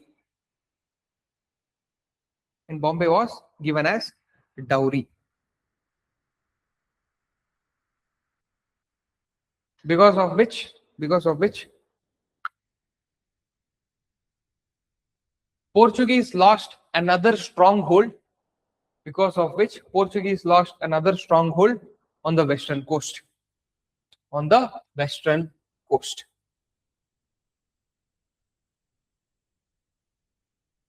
Yes, this is on the western coast. Next important reason is, what do you think would be the population of Portugal? Portuguese ಅಲ್ಲಿ Portugal ಅಂತ ಗೊತ್ತಲ್ಲ, Spain, Portuguese ಇದೆಲ್ಲ ನೋಡಿದ್ವಲ್ಲ, what could be the population of those Portugal? ಎಷ್ಟು small countries ಅಂತ ನೋಡಿದ್ರಲ್ವಾ? Approximately the population of Portugal during this 1600s was just 10 lakhs ante. The complete population of Portugal itself is 10 lakh. ಇವತ್ತು ಬೆಂಗಳೂರಿನ population ಎಷ್ಟಿದೆ? 1.6 crores ಇದೆ. ಬರೀ ಬೆಂಗಳೂರು, ಕರ್ನಾಟಕ ಅಂತ ತಗೊಂಡ್ರೆ ನೀವು ಹೇಳಿದಂಗೆ 6 ರಿಂದ 7 ಕೋಟಿ ಇದೆ. ಬರೀ ಬೆಂಗಳೂರಲ್ಲಿ 1.25 ಕೋಟಿ, 1.5 ಕೋಟಿ ಜನ ಇದ್ದಾರೆ. ಪೋರ್ಚುಗಲ್ ಅಲ್ಲಿ ಆವಾಗ ಇದ್ದಿದ್ದು ಬರೀ 10 ಲಕ್ಷ ಜನ. With just 10 lakhs people, how do you think you can manage India? 10 lakh ಜನ ಇಟ್ಕೊಂಡು ಇಂಡಿಯಾನ ಮ್ಯಾನೇಜ್ ಮಾಡ್ಬಿಡೋದಕ್ಕಾಗುತ್ತಾ? ಅದ್ರ ಮೇಲೆ ಬೇರೆಯವರೆಲ್ಲ ಸ್ಟ್ರಾಂಗ್ ಆಗ್ತಾ ಇದ್ದಾರೆ. When they understood that our population itself is small, we will not be able to control other large territories like India. So their mindset itself changed and they wanted to move out. That is one point you can write down. The population of Portugal itself was 10 lakh, was less than 10 lakhs. The population of Portugal itself was less than 10 lakh. Was less than 10 lakh. And they could not control 5 to 6 crore population of India. 5 to 6 crore population of India.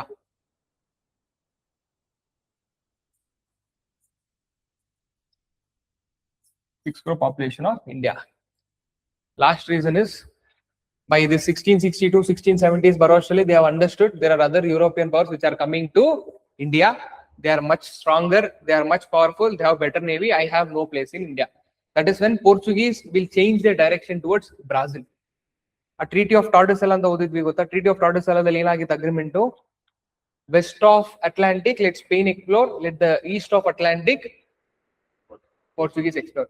But 1662 ಬರೋ ಅಷ್ಟರಲ್ಲಿ 1494 ಅಲ್ಲಿ ಆಗಿರುವಂತ agreement 150 years ಆಗೋ ಅಷ್ಟರಲ್ಲಿ Spain is also weak, Portugal is also weak. ಅವ್ರು ಮಾಡಿರುವಂತ ಅಗ್ರಿಮೆಂಟೇ ಬಿದ್ದೋಗುತ್ತೆ. Spain also will come and try to capture power. British will defeat that our navy nu defeat ಮಾಡ್ಬಿಡ್ತಾರೆ. ಅವ್ರ ನೇವಿ ಡಿಫೀಟ್ ಮಾಡಿದ್ಮೇಲೆ ಪೋರ್ಚುಗಲ್ ಮತ್ತೆ ಸ್ಪೇನ್ ಇಬ್ರು quite ಏನು ಮಾತಾಡಕ್ಕಾಗಲ್ಲ. They were searching for places where there is no influence of British and other European powers. That is when this Portugal will go towards Brazil. Brazil ಎಲ್ಲಿರುತ್ತೆ? South America. Basically ಏನು Brazil ಅಲ್ಲಿ ಏನಿದೆ? Amazon forest. Amazon forest ಅಲ್ಲಿ English ಅವ್ರಿಗೆ ಏನ್ ಕೆಲಸ? ಏನ್ timber ಮಾಡ್ತಾರ ಅವರು? They are mainly searching for money, where the taxes they can collect anta. So they will not go to Brazil. It was confirmed for Portuguese. They were like, ನನಗೆ ಇಂತೋರ್ನೆಲ್ಲ ಹೊಡೆದಾಡ್ಕೊಂಡು ಮತ್ತೆ power establish ಮಾಡೋಷ್ಟು power ಇಲ್ಲ. I will search for locations where there is no competition. And one very good location that he found was Brazil. After he found out Brazil ಕಂಡಿಡಿದ ಮೇಲೆ, when he got to know that there is no competition for me, he left interest in India. And ultimately, they completely turned towards Brazil, keeping a very small portion of Goa under their control. But that small portion, they'll keep it for a very long period. ಯಾಕಂದ್ರೆ ಯಾರ ತಂಟೆಗೂ ಹೋಗಲ್ಲ ಗೋಲಿ. ಅವ್ರ ಕೆಲಸ ಏನೋ ಅದನ್ನ ನೋಡ್ಕೊಂಡು ಯಾರನ್ನ ಬಂದ್ರೆ ಏನಾದ್ರು ಒಂದು ಸ್ವಲ್ಪ ಕೊಟ್ಕೊಂಡು ಸೈಲೆಂಟ್ ಆಗಿರ್ತಾರೆ. ಅದಕ್ಕೆ 1761 ವರೆಗೂ ಇರ್ತಾರೆ. Last point, last for reason for decline, they diverted their interest towards Brazil.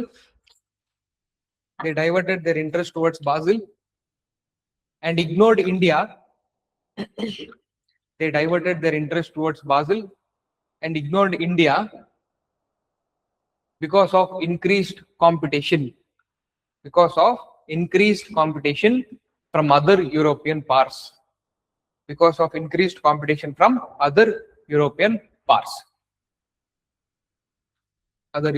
powers.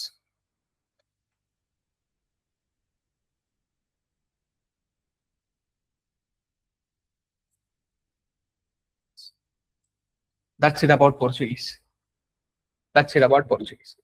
Any doubts? Portuguese ಬಗ್ಗೆ online any doubts?